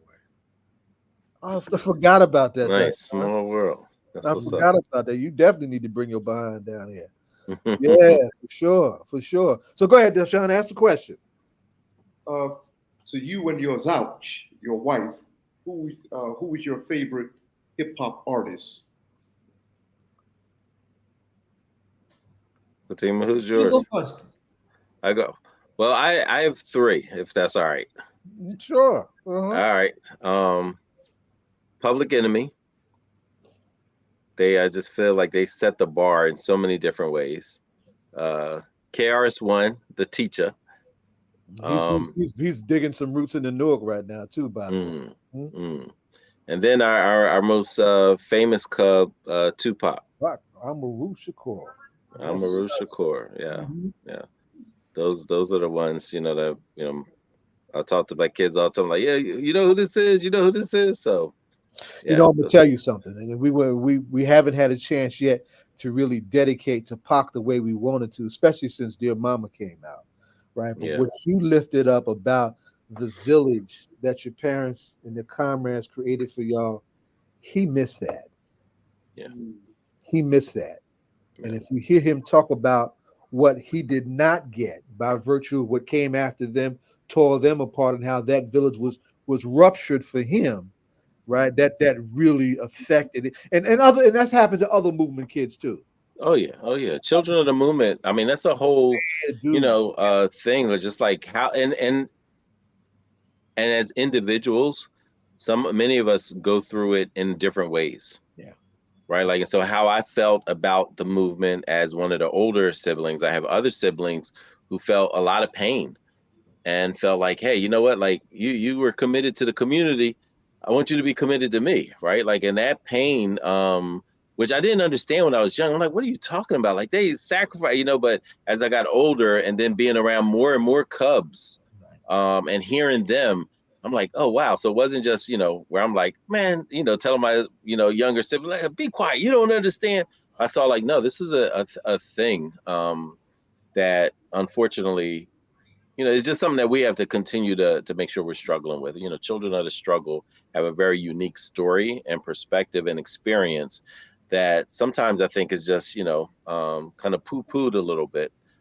The way I did in my youth, I'm just like, just take pride that they sacrificed this and keep it moving. But everybody can't do that,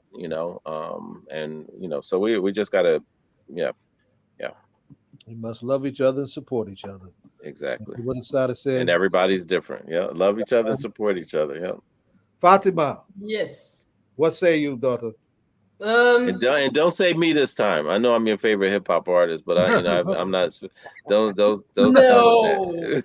No. He used to say, I love Denzel Washington so much. And when we started talking, he was like, "Oh, people say I look like Denzel Washington.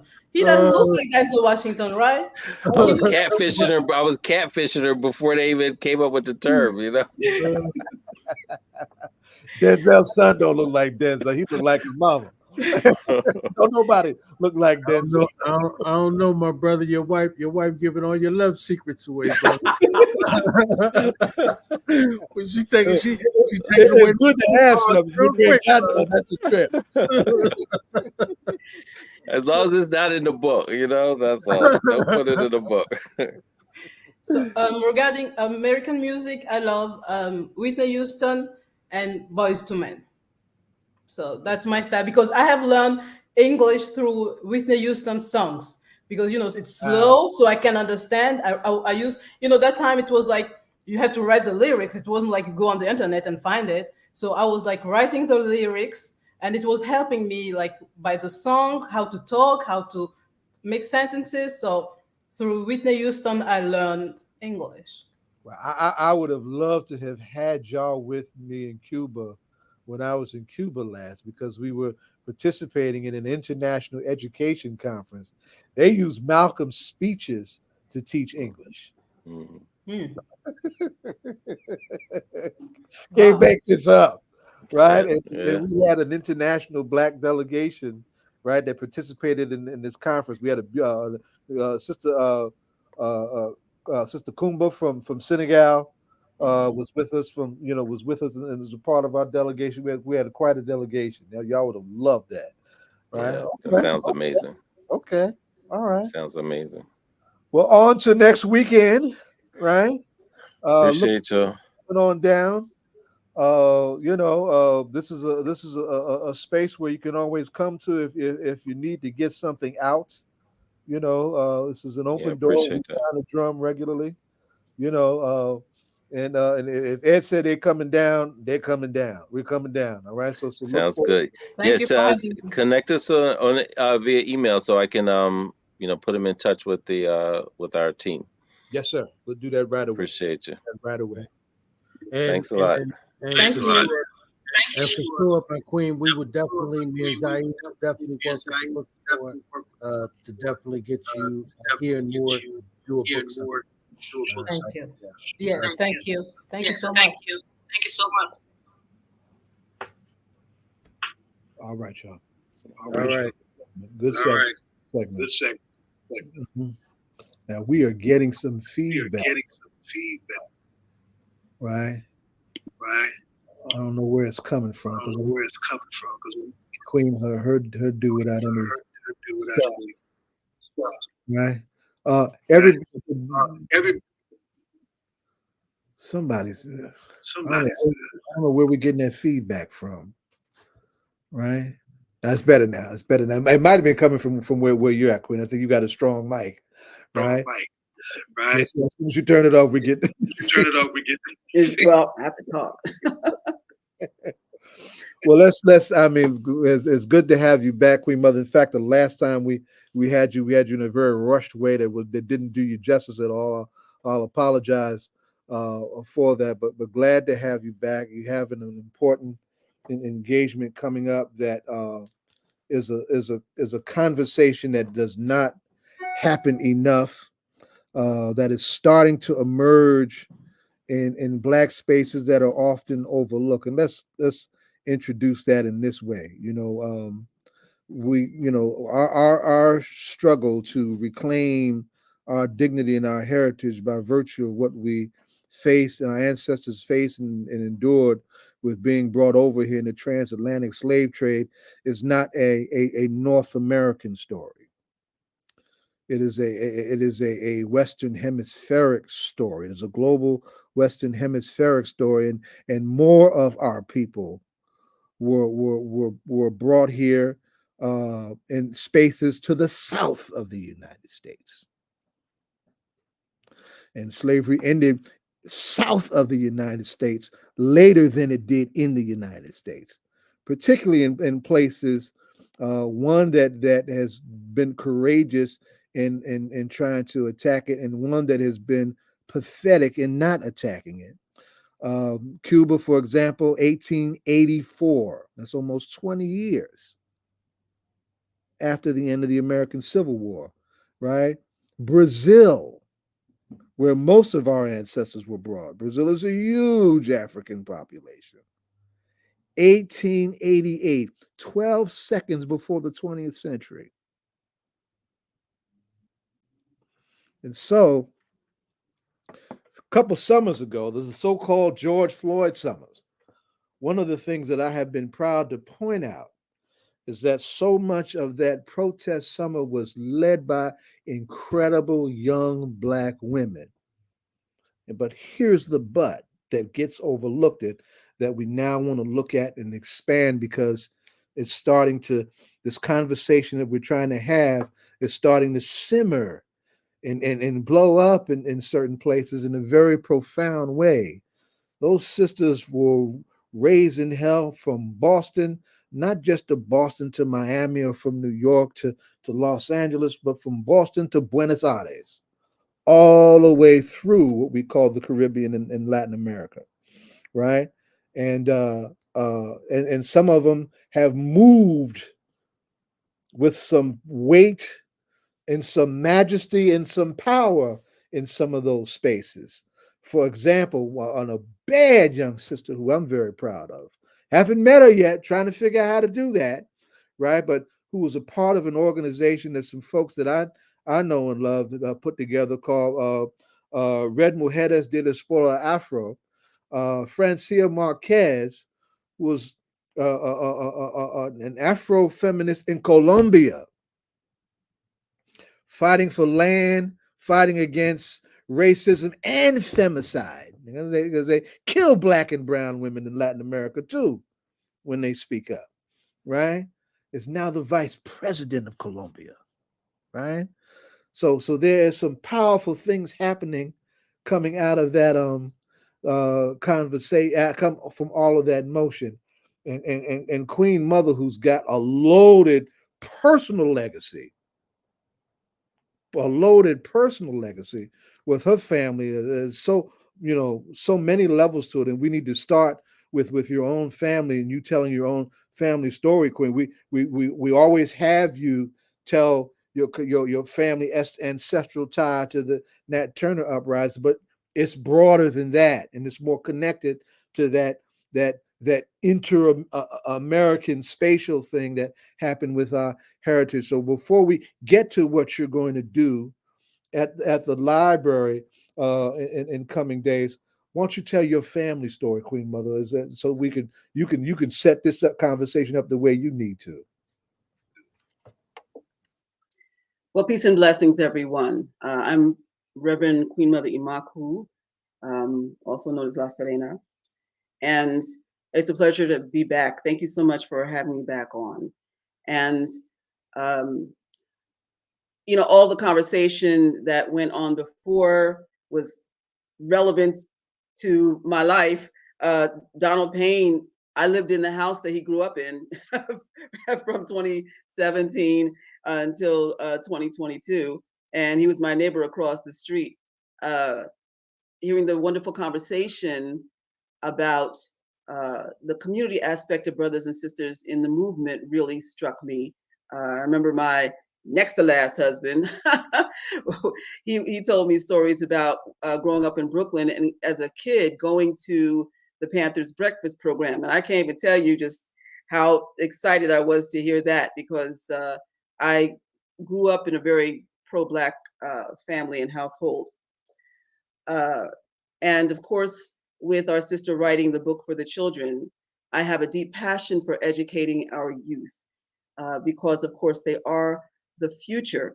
And it's important for us to really embrace all aspects of who we are. And oftentimes we can find that it's unexpected. I did not learn until about a decade ago that we had an ancestor, well, actually 3 brothers who fought with Nat Turner. And the one who was the most noted was Billy Artis. And I found out also that Artis was originally Ortiz. And another family member came to me and told me that one of the elders, the eldest family matriarch, had gone and had the blood test done and found that our blood is traced back to Hispaniola, which was Haiti and the Dominican Republic, and also to Puerto Rico. But I knew it in my heart because of the fact that even though my grandparents chose to not live in that space, they were very focused on Blackness. And even so, the traditions prevailed. My grandfather, that's the other thing, all the names that were in the family. My grandfather's nickname was Pancho, and his mother's name was Lillian Beatriz. And his grandfather's name was Adam Toussaint Artis. And so my grandmother was Selma Inez. She changed her name to Thelma when she came up north. Her mother was Emalisa, and her sister was Lola, and their father, my great-great-grandfather, his name was Simon. So the traditions persisted in names and all the other Latin, Hispanic names in the family, Marietta, Alta, but also through the food. I recently realized that a stew that I'd been making, my mother taught me how to make when I was young, is Haitian. I had no idea. Also, my grandfather's roast pork Oh, is I got to stop identical you. I to got to Puerto stop Rican you. family. Oh, I got to stop you now. Tell us about the stew. Tell us about the stew. And this is the culinary. This is the culinary in me trying to carry culture to our culinary tradition. Well, it's a beef stew, and that's the only way that I had known it. But it was served to me when I recently got initiated in Haitian Vodou, and I said, I grew up eating this. Okay, in the same way that I discovered that there was a Haitian tie to why my mother would have a December 26th Christmas party every year. It was not really a Christmas party, it was for Makaya. And I use a teaching space. Makaya. Tell everybody to slow down. Come on. Makaya is Makaya. Well, there are two stories that go along with Makaya. Makaya was a great warrior who came out of the motherland and was in Haiti and led a major revolt. He is called upon to this day in order to invoke and evoke great change. Now, the other side of that is, for all of you who know that I'm a water priestess, and if you're familiar with the African traditions of the Njusu and the Simbi, those are the African water spirits. And Makaya is also known as Makaya Simbi. So he is considered one of the water spirits. And I must tell you, I am really wondering if when Kwanzaa was created the way that it was, and for the time span that it was not just that, oh, we need something, we need a holiday. I wonder if it was a veiled way of being able to bring in the aspects of Makaya, because the colors for that are red, black, and green. So wow. wow. Loaded. Yeah. Mic dropper, y'all. Great way for empowerment, yes. And there's feasting and the celebration of the memory of Makaya, but also remembering that we are an empowered people. So I have to say a stroke of brilliance. So and if it was not intended, then still the ancestors have a way of being able to work things out so that we're able to tap into the power that our history and culture has brought us and continues to bring us, whether it is out in the open or whether it is on the low. So, I have to say that I've come to a new sense of fullness. The last almost 10 years have been just complete new passages and new levels of revelation. And even up until and including, well, last year we found out that we also have direct blood ties to Nat Turner. My family has always been quote unquote badass, okay? And I see now where it directly came from. Now, here's the thing. I really understand now why it was that my family chose to just live in their Blackness and not claim our Latin heritage. And by the way, there's debate whether Haiti is considered a Latin country or not, but the way that it's defined is by the language that's predominantly spoken. Well, first of all, let's remember that the Spanish were first in Haiti. Second, even though the main language right now is French, it is still considered a Latin-derived language. Therefore, it is brought into the definition Thank of you. being Latin. Yes, Haiti. Haiti. The original name is Haiti. So, there are some who claim, okay, yeah, we're Afro-Latino or Latino, and others who were just like, I'm not claiming that. And that's understandable, okay? But technically speaking, it is considered to be an Afro-Latin country. So what I was saying was, I can understand why my grandparents, even though they carried on the traditions, chose not to be vocal about our heritage. Well, you're segueing just where I wanted to go. Keep on going. One, because of the fact that we had relatives that fought with Nat Turner. And so that was not something that was considered safe. Okay. So, in fact, with Billy Artis, the stories say that he chose to take his own life, and that's what originally we found out in the family. But then with the younger ones who were on the tip of doing further research, we found out that it was really more of like a Sandra Bland situation. And so, whenever if you had any kind of connection to someone who was considered an upstart, then you had to make a choice, for the safety of the rest of the family. Are you going to continue to promote that you're connected to this, or are you going to, for the safety of the family, keep it on the low?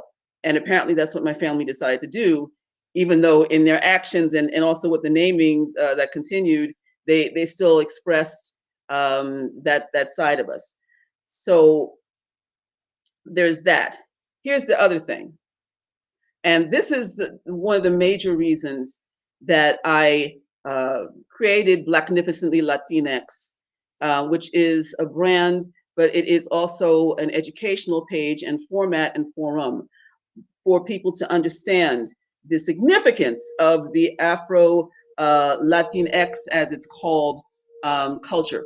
There is so much racism that exists, and the hatred that exists because of this, having brown skin, dark skin, and being too closely identified with the motherland, was looked down upon, and still is to this day. There was a show that was on for 53 years. It was called Sábado Gigante, and it was a variety show. And the show always had these racist, stereotypical people dressed in blackface, and were treated like bumbling idiots, low integrity, So this is the idea that pervades to this day, and not just with older Spanish-speaking people. It is also with young people. Let me tell you, I was in Elizabeth recently, right? You talked about. Me? You had an incident recently that you were telling me about. I had a couple of incidents. Okay, so let me just talk about last year. Last year, I was on the street in Elizabeth. I was born in Elizabeth, and then we moved.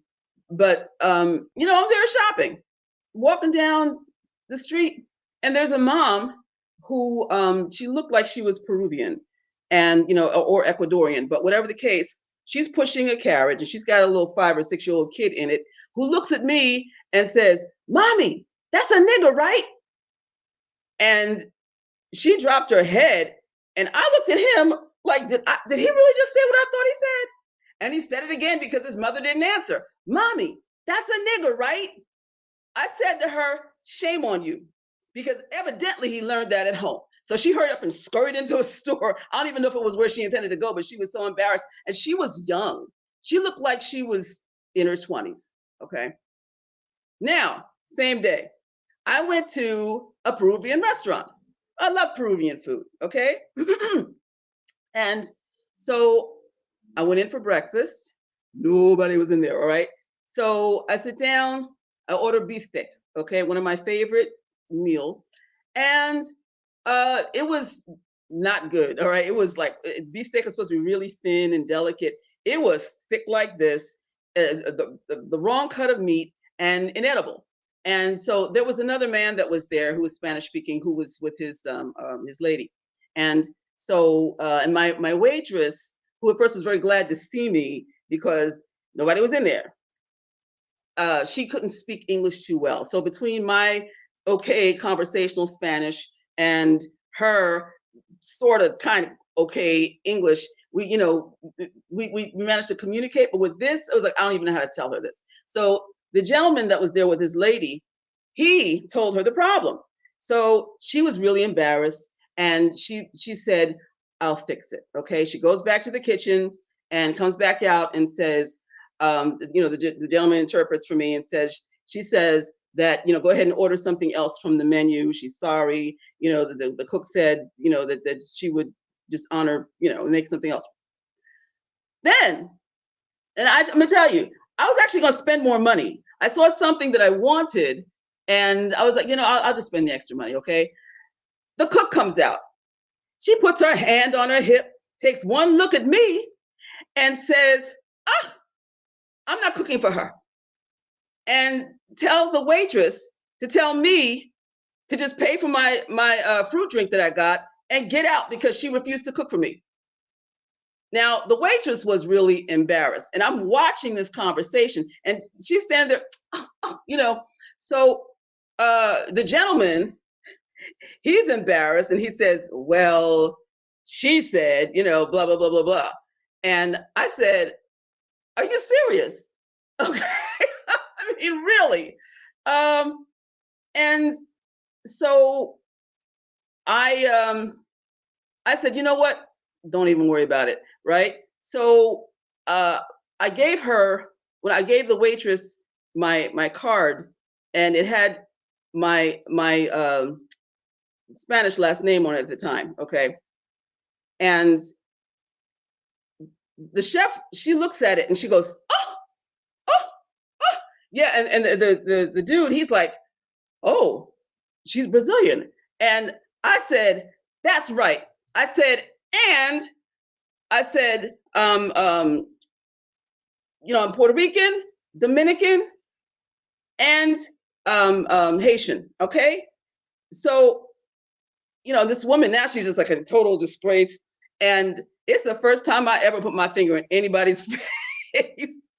I went up to her and I said, shame on you. And I'm telling everybody what happened here and not to eat here. Okay. I was so angry. I called the president of the NAACP.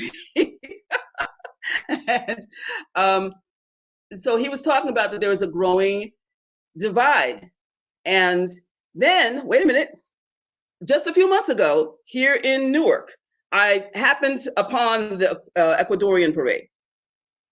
Now, I saw maybe 3-4 of us there and 5 people in the parade, okay? And so I'm standing there taking pictures, and I gotta tell you, one of the pictures that I took was of a man dressed as a gorilla, because that's one of the stereotypes that's used to depict us. And as I'm in his face with the camera and he's waving the Ecuadorian flag, he drops his head because he can't go anywhere. I said, shame on you, right? And then there's somebody else who's dressed in blackface. Well, he was a man with brown makeup on, scraggly hair, and an old dress. He's in the parade. And then they had somebody with a big giant Michael Jackson head, the white Michael Jackson, if you will, But I'm watching the parade, I'm taking more pictures, and all of a sudden I'm hearing this pop, pop, pop, pop behind me. I turn around, it's this it's another like 5 or 6-year-old boy who's throwing firecrackers at me and pointing and laughing. I'm looking around like, is he really targeting me? And he went, you, laughing and throwing more. Now the mother is sitting right there, and the father, and his big sister. I said to the big sister, I said, whose kid is this? So she gives up the mother, okay? And so I said, do you see that your son is throwing firecrackers at me? And so, because I went to him and I said, no, es muy mal. so no bueno, no bueno. And so I said, why are you letting your son do this? And so she just said to him, all right, stop. I turned around, then went back around, and went over to her. I said, ¿Por qué? Soy negra? Why? Because I'm black? And so she dropped her head again in embarrassment. And so her husband got up and some other man sat down. And he said, what's going on? ¿Qué pasó? I said, I'll tell you what's going on. And I told him everything that had happened. So he again said to the kid, stop. He said, okay, I'm sorry. And I said, shame on you, because he got this from you all. This is the condition that we're living in right now. We're in a city with a black mayor, but we have people here who are bold enough to come in and mock black people. But again, this is the reality that we're living in. Now, here's the other thing. There are a lot of other people here who have been here for generations, but who also, like me, have Latin blood and choose not to identify openly or say anything because of the racism that persists. And it's very real and unfortunate in this city. A lot of us had the assumption that a lot of Latins and Hispanics were on board with us, but that's not the case. So Blacknificently Latinx is a way of being able to celebrate our cultural heritage. If you go to the page, and there's a Facebook page that says Blacknificently Latinx, you'll find that there's a lot of cultural education, a lot of history, and a great celebration of the people who identify as being Black and Latin blood. And also more education about who we are, Black people, the Black experience, so that it closes the gap. Because there are many who, number one, even though they may be darker than me, will say, oh, no, I'm not Black, I'm Colombian, or I'm not Black, I'm Puerto Rican. Simply because the fact that they want so very much to identify with European culture, which is still glorified. Well, so that's major denial. But then there are those who are very proudly Black and also embrace all aspects of their culture. However, there are still a lot of negative stereotypes about who we are here. In the same way that we've encountered so many brothers and sisters from the motherland who have no clue about our history, what we have gone through, what has shaped us, and also the fact that we now have developed into being the true keepers of the culture. Yes.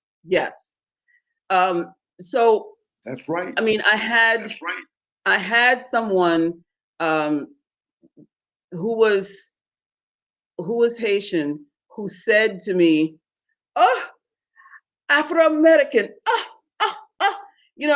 and yeah, okay, but you're here.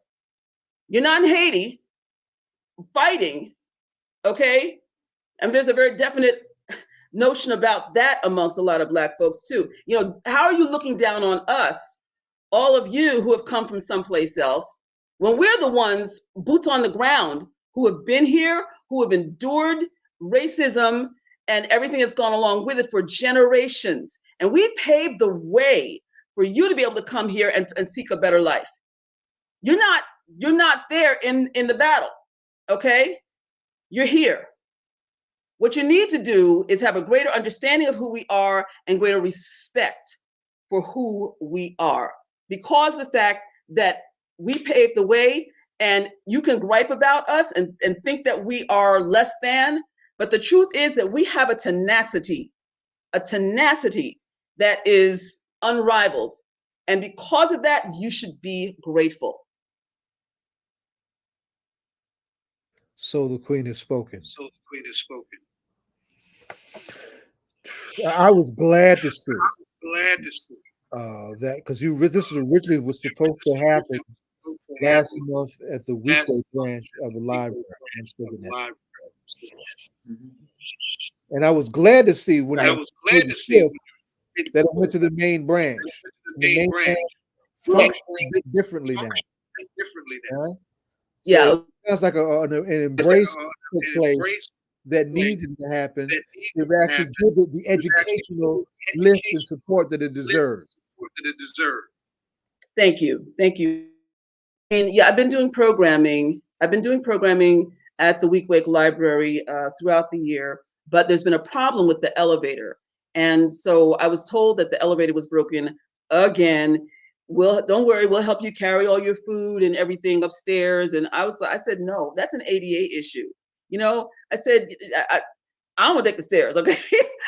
But on top of that, one of my guests, the drummer Baba Manzar. A lot of people in the community know him. They knew him from being, martial arts instructor, and so, but he's also been a musician. Mood Shelley, how are you? It's good to see you. So I said he has two giant kungas. You're expecting that we're going to drag both of them up the steps, and also expect for him to go up the steps, and anybody else who has any kind of disability or is elderly or whatever. I said, that's just not right. It's an ADA issue. So I went to the main branch to complain. And once they realized, yeah, this is an American Disabilities Act non-compliance issue. We busted that front open. And actually I spoke about that at the city council meeting the other night. There's a lot of non-compliance, unfortunately, in this city when it comes to the ADA. So anyway, that's how it got bumped. And it was I'm really grateful. The library executive directors and the assistant executive director have been extremely gracious, and are interested not only in bringing that program but any other programming that I have to not only that library but also other libraries. So that is definitely turned out to be a true ace in the hole. But yes, when bottom line you look at it, it's something that should be at the main branch, because even though they have an Hispanic research department and they have all of these programs, they don't cater to us. They really don't. Once in a while, there's something that is done. Yeah, and then people look at the flyers. I hear this all the time. Where are we? Where are we? So this opening of conscientiousness is a wonderful thing. And sometimes you'll get people who will piggyback on it and try to throw in some kind of a token event to make it seem like they're on board with us, when in truth they're not. So now my purpose is not to try to cause any kind of division.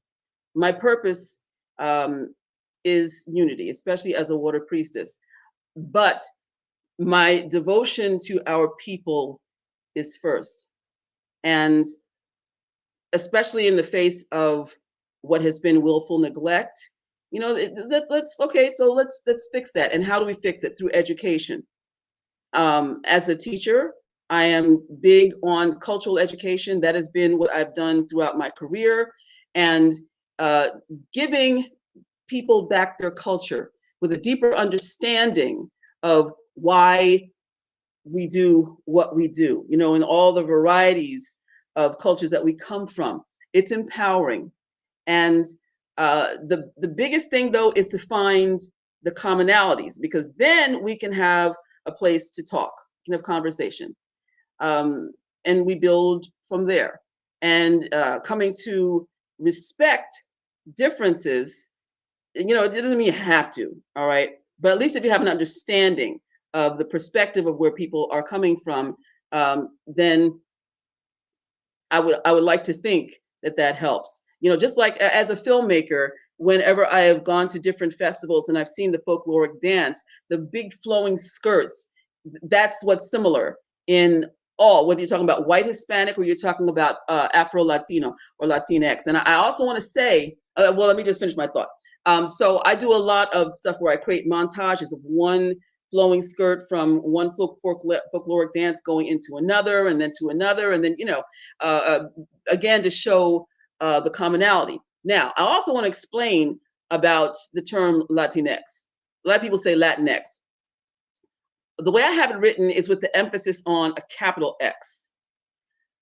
That is, and Latinx, I should say, is a way of saying Latino and Latina, the male and female together, all right?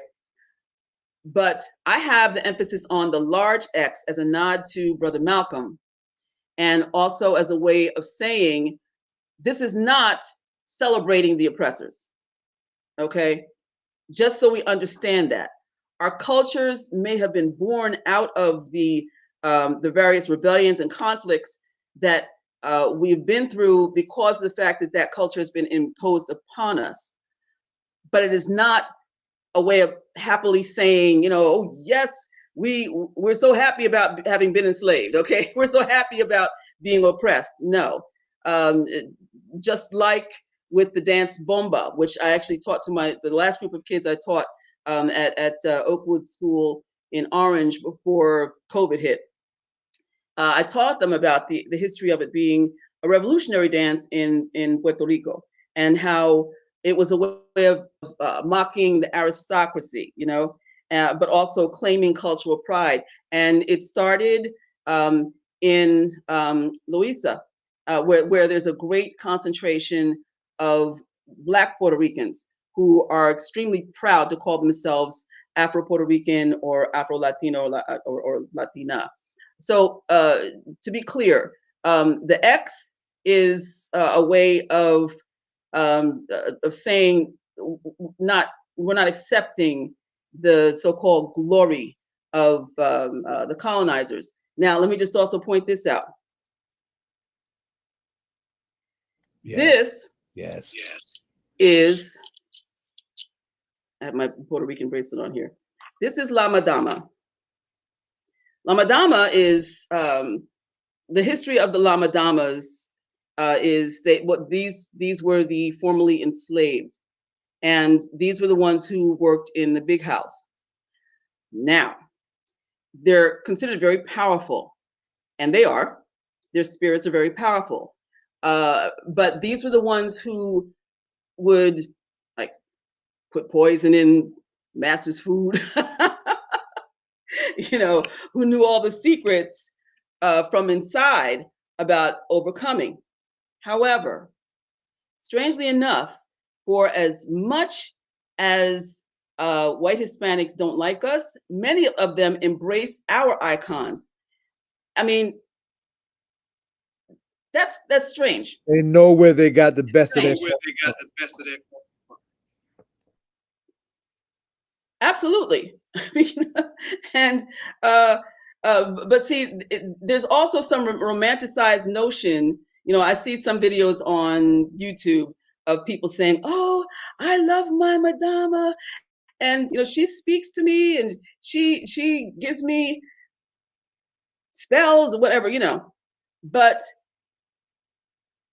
isn't it just another way of romanticizing the enslaved and the condition of slavery?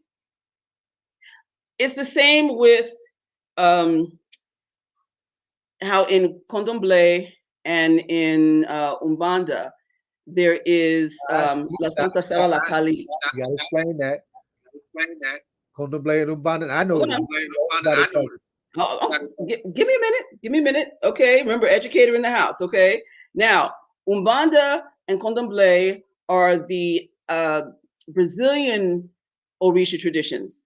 So, their Orisha, the way they spell Orisha is with an X, Orixa, as opposed to the way it's understood in Yoruba, Orisha.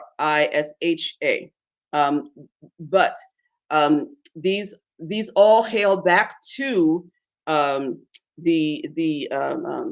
African tradition, and so in Brazil, I find it very interesting that there is this passion that folks have in Umbanda, and then the difference with Umbanda and Condomblé, or even the Isheshe Yoruba tradition, and there they celebrate the African gods and goddesses. Okay, that's what the Orisha are, or forces of nature. Okay, or spirits of from the divine, or angelic forces. People look at them in different ways, but that's basically how they're seen. But the way that it's perceived is really interesting, because there's a deep, deep love for the Orisha, and they don't whitewash them. For the most part, they're Black. If you see Obatala, who there is called Oshala, he is Black, and they equate him with Jesus. And Oshun, Yamaja, Shango, Ogun, they're Black, and not stereotypical black, but they're like glorious Black, and they're revered in that way. There is the saint La Santa Sara La Kali, the Black Egyptian Saint Sarah. And there are two beliefs. One is that she was a handmaiden to Mother Mary, Jesus's mother, and two other saints. But the other that is the more popular is that she is the daughter of Jesus and Mary Magdalena. She's beautiful. If you look it up, you see that she's just gorgeous. Gorgeous. Daughter of Jesus, Mary Magdalene. Yeah, and they have the relics of Sancta Sara La Kali in France, because it was said that she and others traveled to France to escape the persecution from Christianity. So, and she's considered to be a water saint, a water spirit. And the French, especially the Romani people, she is the patron saint of the Romani people, the quote unquote gypsies, which is a term that's not PC. But the Romanis, who especially are in France, they do a pilgrimage with her huge statue on a barge that they take out to the water every year on her day, May 24th. And they're serious about it. Okay? And also going back to other aspects of Umbanda, now they have their versions of La Madama. They have the Bayanas, okay, who were the enslaved African women who bought their freedom because of their cleverness in economy. They were entrepreneurs. So they were selling food, they were selling crafts, and they saved enough money in order to free themselves. I don't like how a lot of the depictions are with the great big skirts and hoops and so forth to emphasize, the large backside. But the fact is that they adore the Bayanas. They also adore Preto Velo. These are the old enslaved ones, and they think of them as, a lot of people think of them as, the charming, lovable, docile, old enslaved ones who are depicted like sitting with pipes and, looking just so nice and friendly, and like they were just so content with their situation. And people feel that they can pray to them for advice. So, I mean, there's on the one hand, you have the great love of our icons, but on the other hand, you have a level of stereotype thinking and suppression when it comes to it, when it comes down to it. Now, also, and I will lastly say this, that there are Black Sambo-like characters throughout almost every Latin culture, okay? You have in Peru, you have El Negrito, all right? Portrayed with black skin, big red lips, okay? And this is all like a costume, or either, putting the black face on. In Ecuador, there is, what is her name? Mama Negra. And it's typical for a big white man to dress up in blackface and big red lips, garish eye makeup, and looking like the formerly enslaved. and she rides around on a horse, and people have these half masks on that are supposed to depict Black people. It's mocking us. And the most curious thing is, besides having her going and blessing everybody on this horse, they have people who just randomly go through the streets and force liquor down people's throats, just like the masters would do to the enslaved. Wow. But listen, let's because we started to go up against the tyranny of the clock, right? On November 21st, you're flipping the script on that. Absolutely. Tell us Yes. about the program on November 21st. Yes, it's an absolute celebration of our traditions. And also there'll be a panel discussion. Willie Sanchez will be there. He was the creator and producer of Images Imágenes, which was seen in New Jersey on New Jersey Public Television for years. And I know he's been trying to bring it back. He brought it back at one point a few years ago. He's trying to bring it back. And so he's a legend. And then we also have Andrea Gonzalez. She is Afro-Panamanian. Willie Sanchez is Puerto Rican. Andrea Gonzalez is Panamanian American. And so she'll be sharing her views on her experience here, but she's also a motivational speaker and a stand-up comic. So we look forward to having her. And then finally, Baba Mansar, who is African-American. However, he is a drummer, as I had said before, and he plays the congas. He plays other percussion as well. But the point of having him, because he and I are going to play together, because a lot of y'all know that I'm a musician, I'm a drummer as well. And Brilliant so, so just showing how pervasive our African culture has been throughout the diaspora. And it was very common in the consciousness community to have a kunga before you would have a djembe.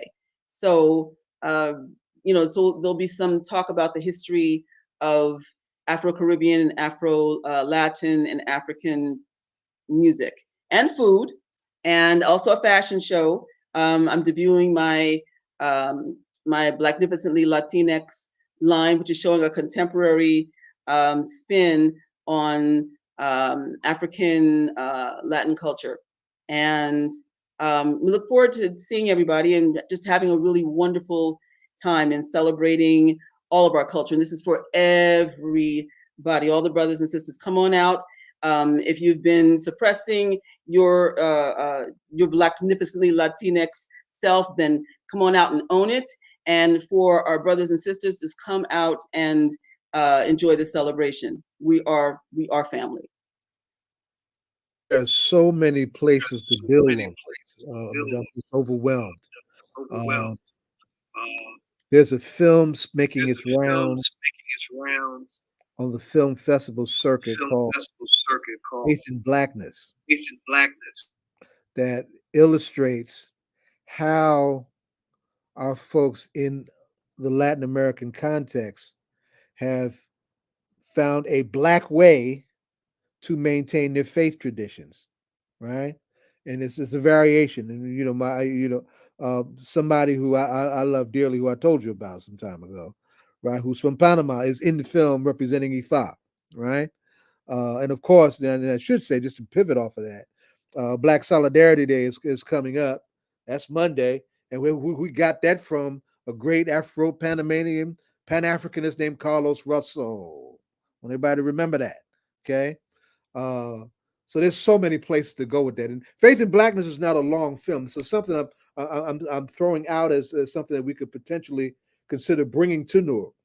It was just in Boston last week. I was trying to get up there to see them and that. But the filmmakers, I believe, are in New York, and it's supposed to come to Brooklyn, to Williamsburg in Brooklyn sometime soon. I have to double check and see where it's at. But there's so many places to go with that. This is a conversation that is long overdue, and a bridge that needs to be built between Afro descendants here in the States and Afro descendants throughout the Americas that's long overdue. Malcolm said it plainly decades ago.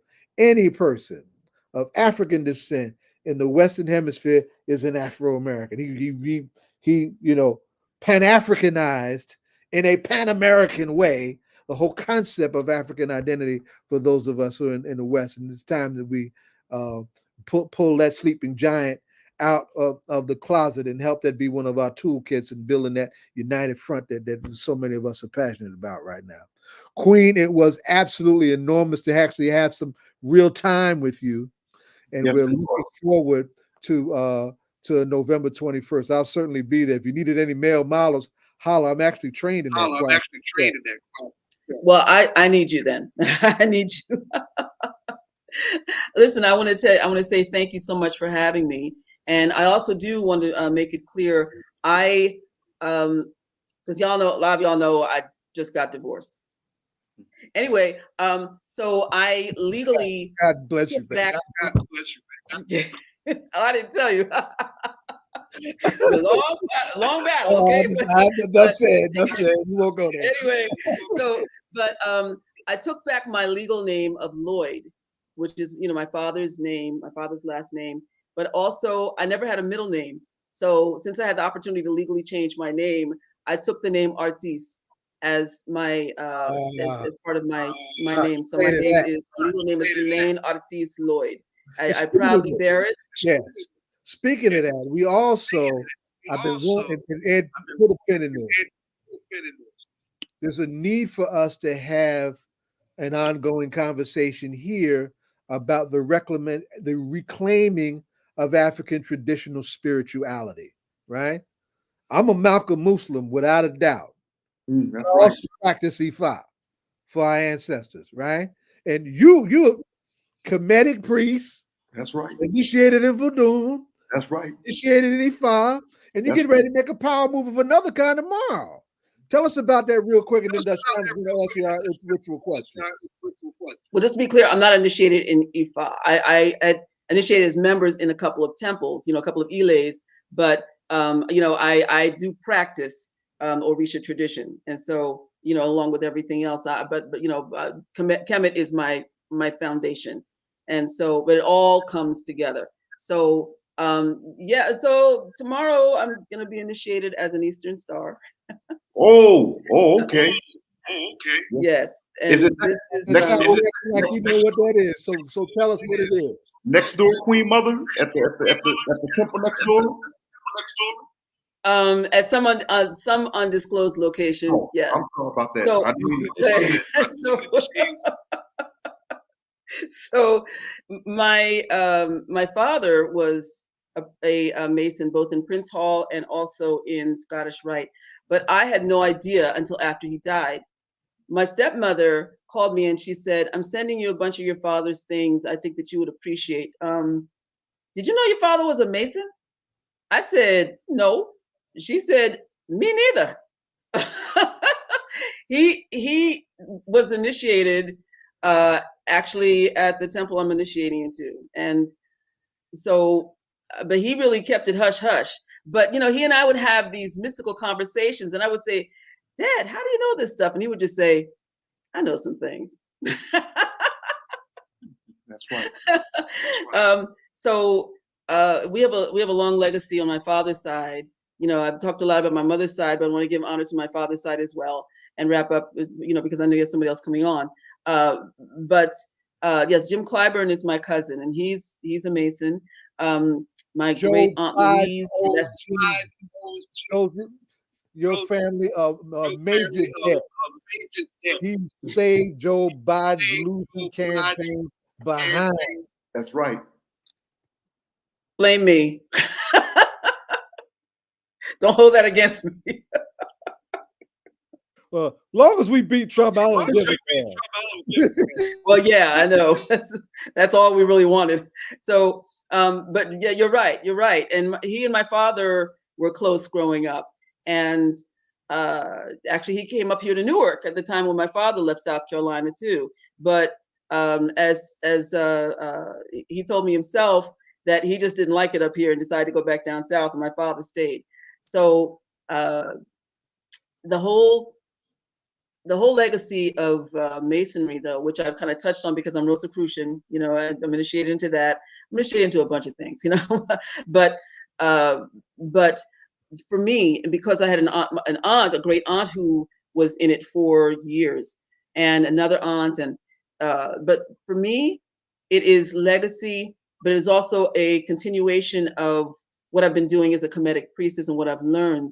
But the biggest thing is I just needed to be with community which was about service and also the spiritual component. That's where I come from.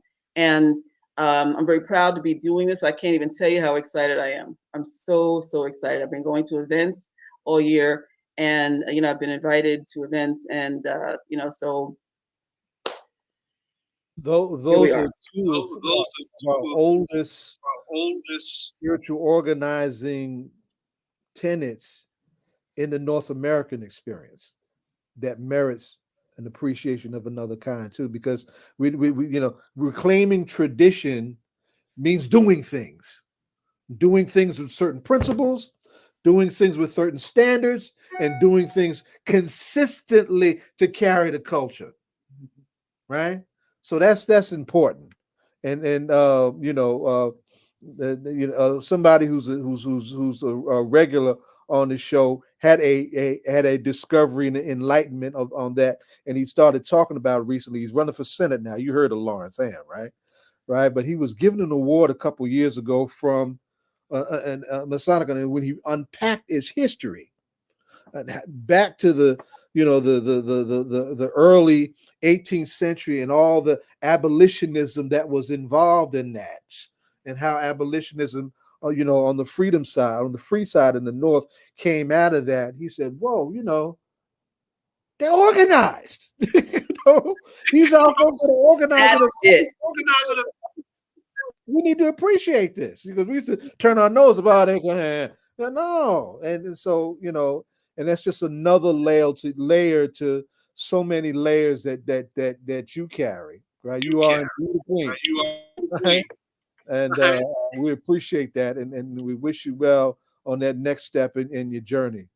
So we definitely want to, you know, continue this conversation and look at how we can build that conversation that you're trying to build out also with what you're doing at the library in coming weeks. We look forward to being there and supporting you. Dashawn asked the ritual question. Yes, Queen Mother, who was your favorite hip hop artist of all time? Well, every time I'm here, I give the same answer, and that's not going to change. One, the Last Poets, because they were the godfathers of rap. And Abiodun Oyewole is a dear friend of mine. And also Felipe Luciano. Yes. And two, Arrested Development all day. Yes, ma'am. Beautiful. It's been a good session. We've had a good show tonight. Glad we finally got you on with some quality time. Thank you so much. I appreciate it. I do. All right, my queen. All right.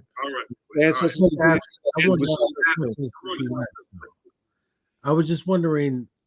So I, you know, I've heard of Masons. So, but the women are considered to be Eastern Stars. Is that what they are? Yes, thanks for circling back around to that, because I realized I didn't build that out. Yes, it is the female branch of the Eastern Star, if you will. Yes. Okay. But however, men can join too, you know, and you know there are some who predict that there will be the day where women will be able to become. Well, actually, there are places where women do become Masons, but with the Eastern Star, it is predominantly it's the women get together. It's the women getting together. And I desperately needed to have that fellowship, that discipline that goes along with being OES, the desire to help community and to be in service, but also for the deeper teachings. And so I'm very, very grateful.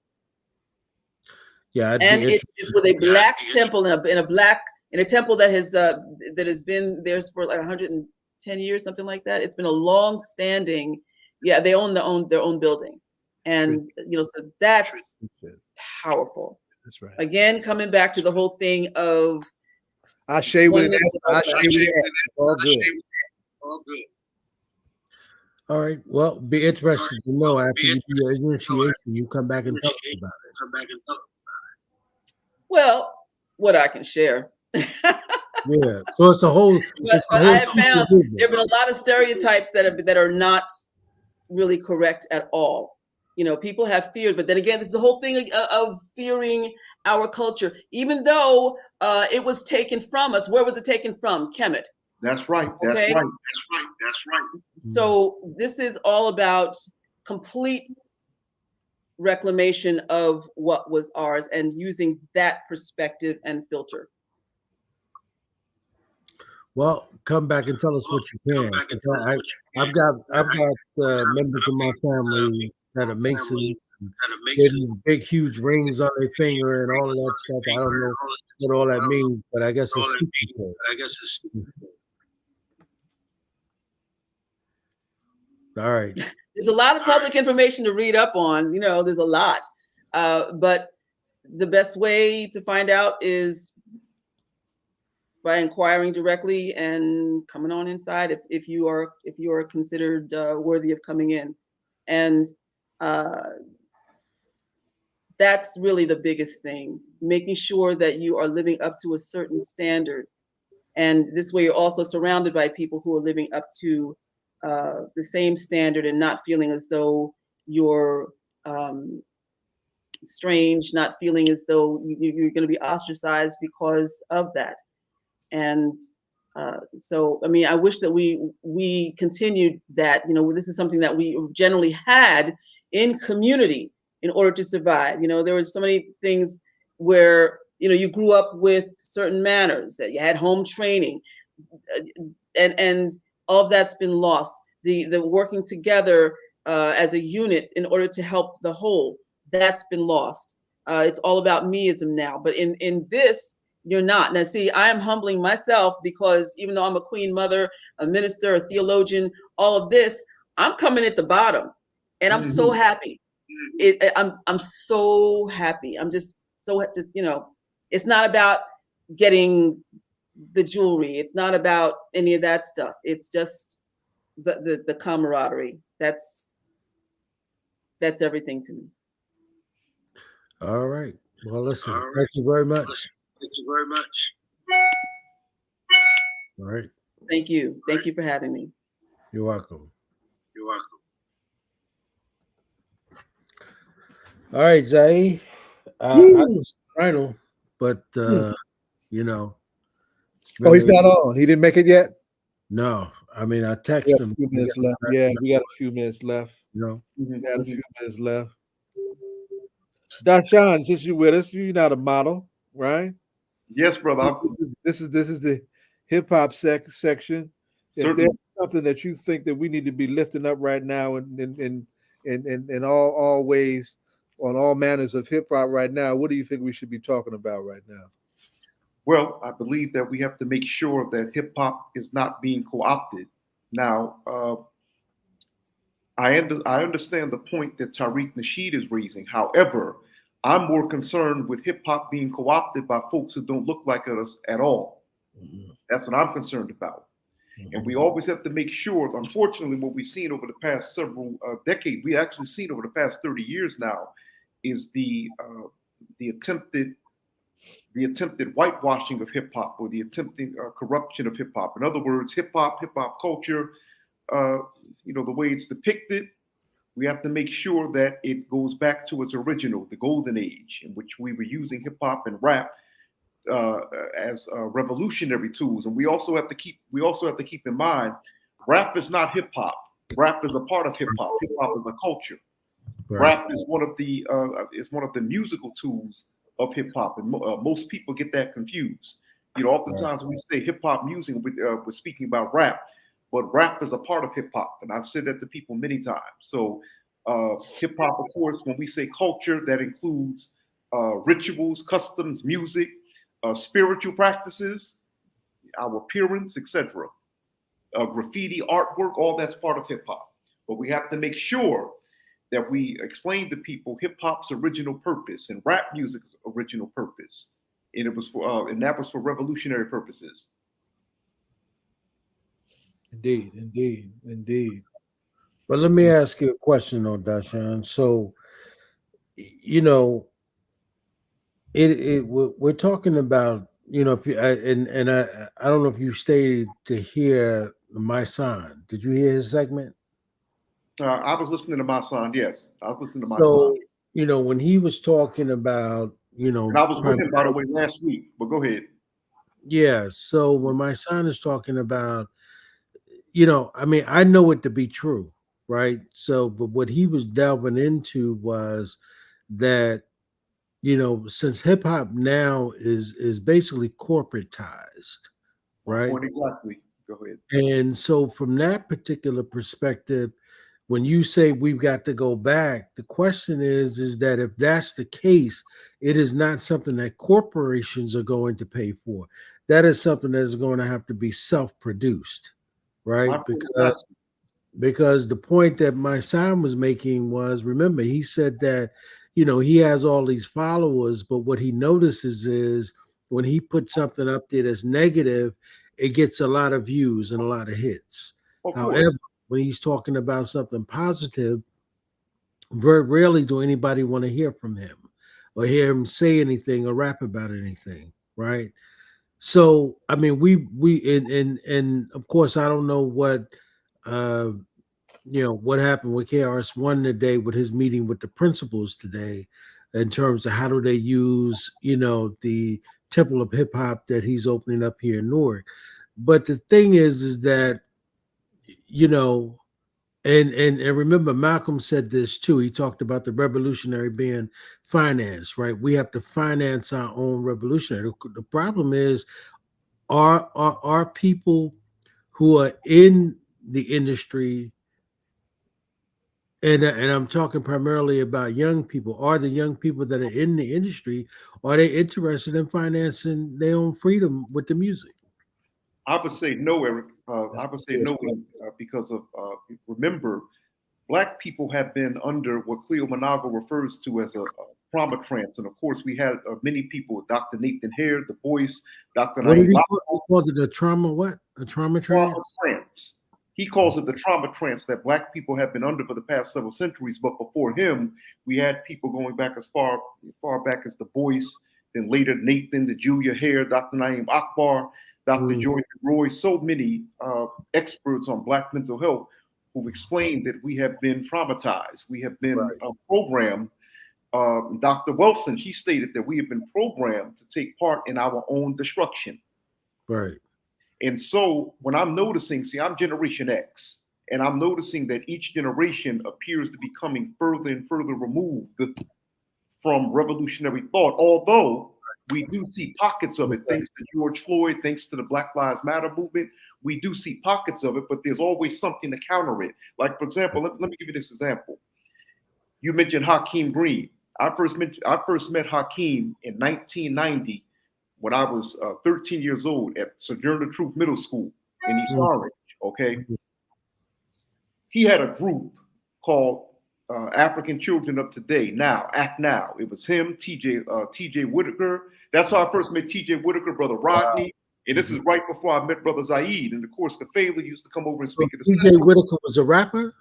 No, he wasn't a rapper. He at the time he Oh, was a teacher, but he was a okay, part. What I'm mentioning is that they were at the time. Hakeem was a teacher's aide in middle right. school, but they had a group, a study group, an African-centered study group. Brother Heru, Okay. he was a part of that. Brother Heru, I forgot his last name, from Irvington. Brother Tamor Davis, we were all a part of that. So I say this to say this is that at that time there was a resurrection of Black consciousness because Mhm. we were still on the heels of the civil rights movement. But thanks to rap music and hip hop, many teenagers and young adults were listening to Brother Khaled, Brother Malcolm, Minister Farrakhan. We were talking about Public Enemy, and the various rappers, many of whom came out of the Nation of Gods and Earths, the Five Percenters.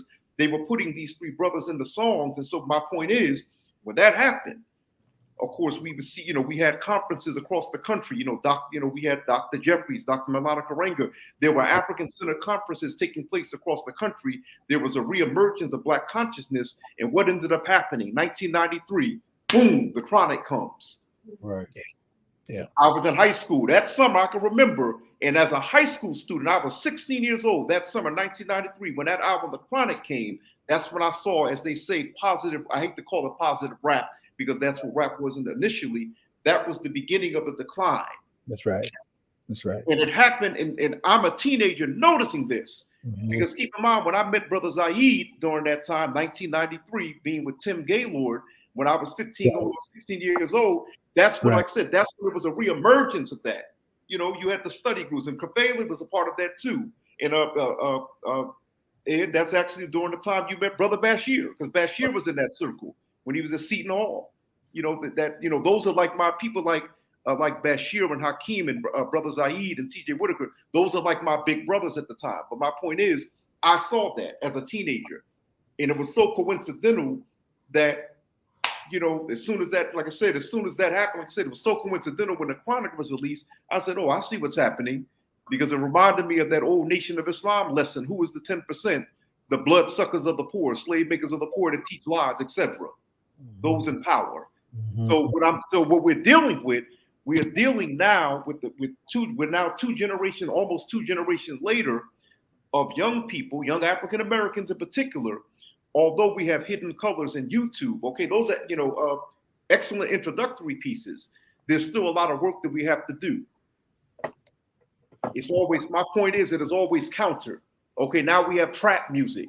Anytime there's an attempt to resurrect Black conscious thought, there's always something to counter it. That's my point. Right. That's right. That's what I'm seeing.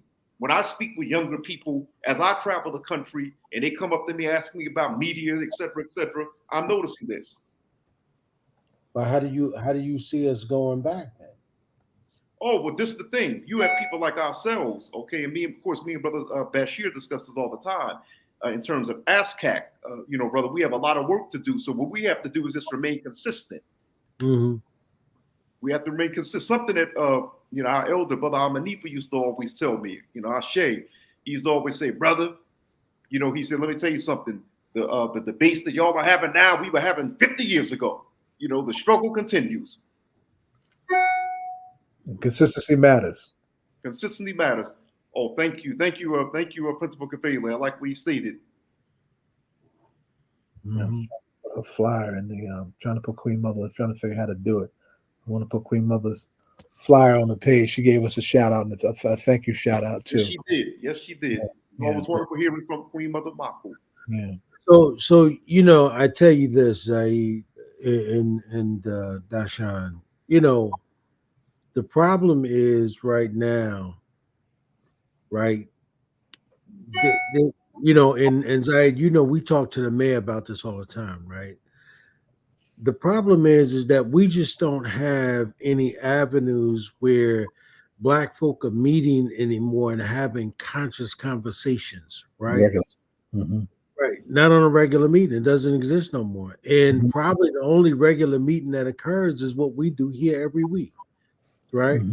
Where we have different folks on and we having different conscious conversations. The problem is that Black folk aren't meeting, aren't dialoguing, right? You don't have African echoes anymore, right? You don't have those places where people would go on a Sunday and have intellectual Black conversations, right? They actually do meet. They just don't do it publicly anymore. But to your point, your point is absolutely important. And young people don't have that as an outlet no more, Zaid. Mm-hmm. Right?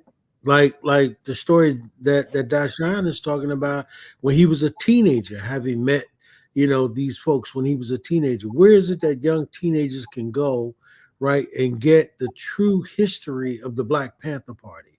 Because those cats that's giving the Black history of the Black Panther Party in our community now, that's not the true history, right? I think they're making some. They certainly making some judgment errors in terms of who they're targeting as enemies. They're making some mistakes there for sure. Right. So if you're gonna do that, what I'm saying is that it's got to be void of the meism, and it's got to be about, you know, the communityism, right? You know, because there's some folks who paid with their lives, right, Damn for right. that whole movement, and so you've got to be able to not exploit that in a way, right, where it glorifies you and it doesn't really give the proper attention to the people who actually laid the groundwork, right? And so, but that's what I'm saying, Dashan. So when you talking about hip hop music, you're right. What they did is you know, that level of conscious music that was putting Malcolm in those songs, right? That you know was That's putting to the uh, grassroots is 60th anniversary is coming up, and that's the most sample of all of his yeah, speeches, right? Yeah. And, you and, know, and also to the Sean's point, and I didn't mean to cut you off, Ed. I'm sorry. I know we're looking at the clock, so we got to end the show in a minute. yeah, Too. And not only did they promote that music, but they bought up black radio stations, yeah, yeah, and they knew exactly what they were doing. right, They were afraid of another real consciousness rise of black youth like we had in the 60s and the early 70s. that's And they right, knew exactly what they were doing. So that is a genuine concern. And that is indeed who stole the soul, using Chuck D's language. They were very intent and very deliberate in how they did that. that's right. That's right. And so Dashan, you on point. The problem is that, and this is the conversation that Bashi and I have all the time, right? There just aren't any young troops right now, right? I Who would are say just on that level. I would say that there are, and unfortunately they're scattered. And it Yeah. was something. And keep in mind though, but keep in mind there's something that Baba Zaid would always tell us in the party. Zaid had introduced to many of us the concept of a cadre, a small group leading a revolution. And you Yeah. actually do have cadres across the country that are doing that. It's just that it's not well organized, but you have pockets of that. You do have troops. And someone just asked me about this the other day. There are troops there, brother. You know, just like I was mentored, and just like you were mentored, and Baba Zaid were mentored, as they say, someone raised us up. Trust me, you do have it. They just have to be a little more organized, brother. You know, Well, but I'd love to see it because, you know, we don't see them now. You know what I mean? Because you know, I mean, you see some of the elders who meet, but at those, when you see an elders meeting, you very rarely see any young people amongst them trying to learn from them or pick up, right, that kind of wisdom, And the right? sad thing about that is, you know what? In fact, me and Larry have spoken about this too, and Brother Bashir. That's actually the fault of many of the elders. That's Well, actually the fault of many of the elders, dear brother. That's the I go Not to enough intent on actually doing that, right? And that's something we need to deal with, right? Mm-hmm.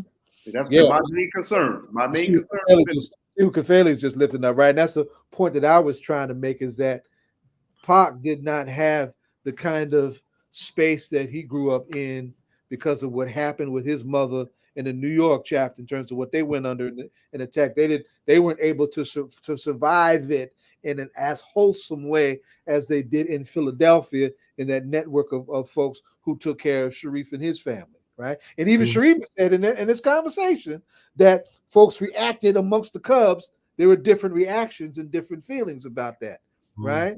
And so it's we This got is a lot to heal from, coming back to yeah, the language of my day work. We've got a lot to heal from, for real. yeah. We Dashan, we're gonna delve into this a little bit more next week, man, because I think this is an important conversation. And I think we've got to, but I would love to find some young people that we can talk to. You know, you're saying they're out there. Let's see if we can find them. Let's see if we can It's, bring them to the it's conversation. one of the things that's healthy too is that I'm going to Detroit. And this is, be clear on this. I'm going to miss y'all next week because November 10th, next Friday, is the actual anniversary of the Message to the Grassroots. I'm going to be a part of a program in Detroit at King Solomon Church where Malcolm delivered that address. The Malcolm X grassroots movement and the various chapters throughout the country, right, are relatively young. So there are young voices, emerging in the new African independence movement that needed to be lifted up, right? And it's folks like just a little older than Dashawn that's nurturing them. People, like Aisha Obafemi and the Lukata Jumbes and those kind of folks, those 50-ish kind of folks, 50-ish and late 40-ish folks, their children are starting to come up. Monifa's daughter, Monifa and Lumumba's daughter, they're trying to come up, in the New African Independence Movement in that network. So there are some spaces, right? Not enough. Yeah, I'm not at all comfortable with where we at, right? Both of your points, but there are some, and we have to always build on what we have and who we have on the way to getting to who we're going to claim and who we're going to get. Great. I would definitely like, maybe maybe we can talk about that, Dashawn, and maybe me and Zaid, in the next couple of shows. Would love to have some young people on, man. Talk to them if you could ID them. You know what I mean? I had a little sister named Lily X, who's like one of the lead reparations voices in the New African Independence Movement. Sharp young sister. She works with in Cobra and the Malcolm X grassroots. I've been trying to pin her down for a little bit. Young sister, right? They're coming. Some of them are coming. That's who we're looking for. So we'd love to ID them and talk to them too. So maybe we'll get to that. So Zaid, let's and Dashawn, let's thank everybody tonight. Obviously, we thank the Congressman for coming through. We appreciate him coming through, getting off the train and getting in his car, and still doing the Payne report. And then, of course, you want to thank those other folks. ElMekki is his beautiful and powerful wife, Fatima ElMekki, right? And what they're doing, the conference coming up, and Fatima's book. We got to, lift her up in that book, and of course Queen Mother Imakhu just dropped some jewels on us too. We're glad we had some time with her, with the Queen. She is indeed a queen. I'm very proud of that sister. Yep, and good luck to her with her introduction tomorrow into the Eastern Stars. Right? Yeah, so many layers. Yeah, and of course, Dashawn, thank you, my brother, for coming and sitting there and hanging with us tonight. Anytime, family. It's my honor. And staying for the whole show. We appreciate that. My honor. I was asked to do it. I had to take charge of this post. John. I love John. I love you all. So anytime I can. Yep. And of course, Zaid, I appreciate you being in your seat and me and you holding up the fort while John out there doing what he's doing. Being star amongst the teachers. That's right. That's our teaching stuff. So we appreciate that. So listen, y'all, we appreciate everybody. This is all politics are local. Next week is the vote. So we'll be talking about what's happening as we get. And by the way, election day is this coming Tuesday. Folks, vote. Yeah. So make sure y'all get out and vote. And in a competitive context, vote any goddamn way. Yeah. Do exactly that. Right? Yep. One of the things my little brother Toby Sanders always says, Toby's a Morehouse man and who does the political education for the New Community Street team, is that be careful in off years with elections. That's when the right wing always takes ground. That's right. That's absolutely true. In spaces where that are competitive, absolutely vote, but vote, goddammit. Yep, because you're not the bullet. If you ain't gonna pick it, if you ain't gonna do the ballot, then the least you can do is the damn bullet. That's right. Make sure you get out there and do that. All right, y'all. We'll catch up with y'all next week. All right. As my brother Zaid always says, we'll catch y'all where, Zaid? Whirlwind. In the whirlwind. And you don't stop.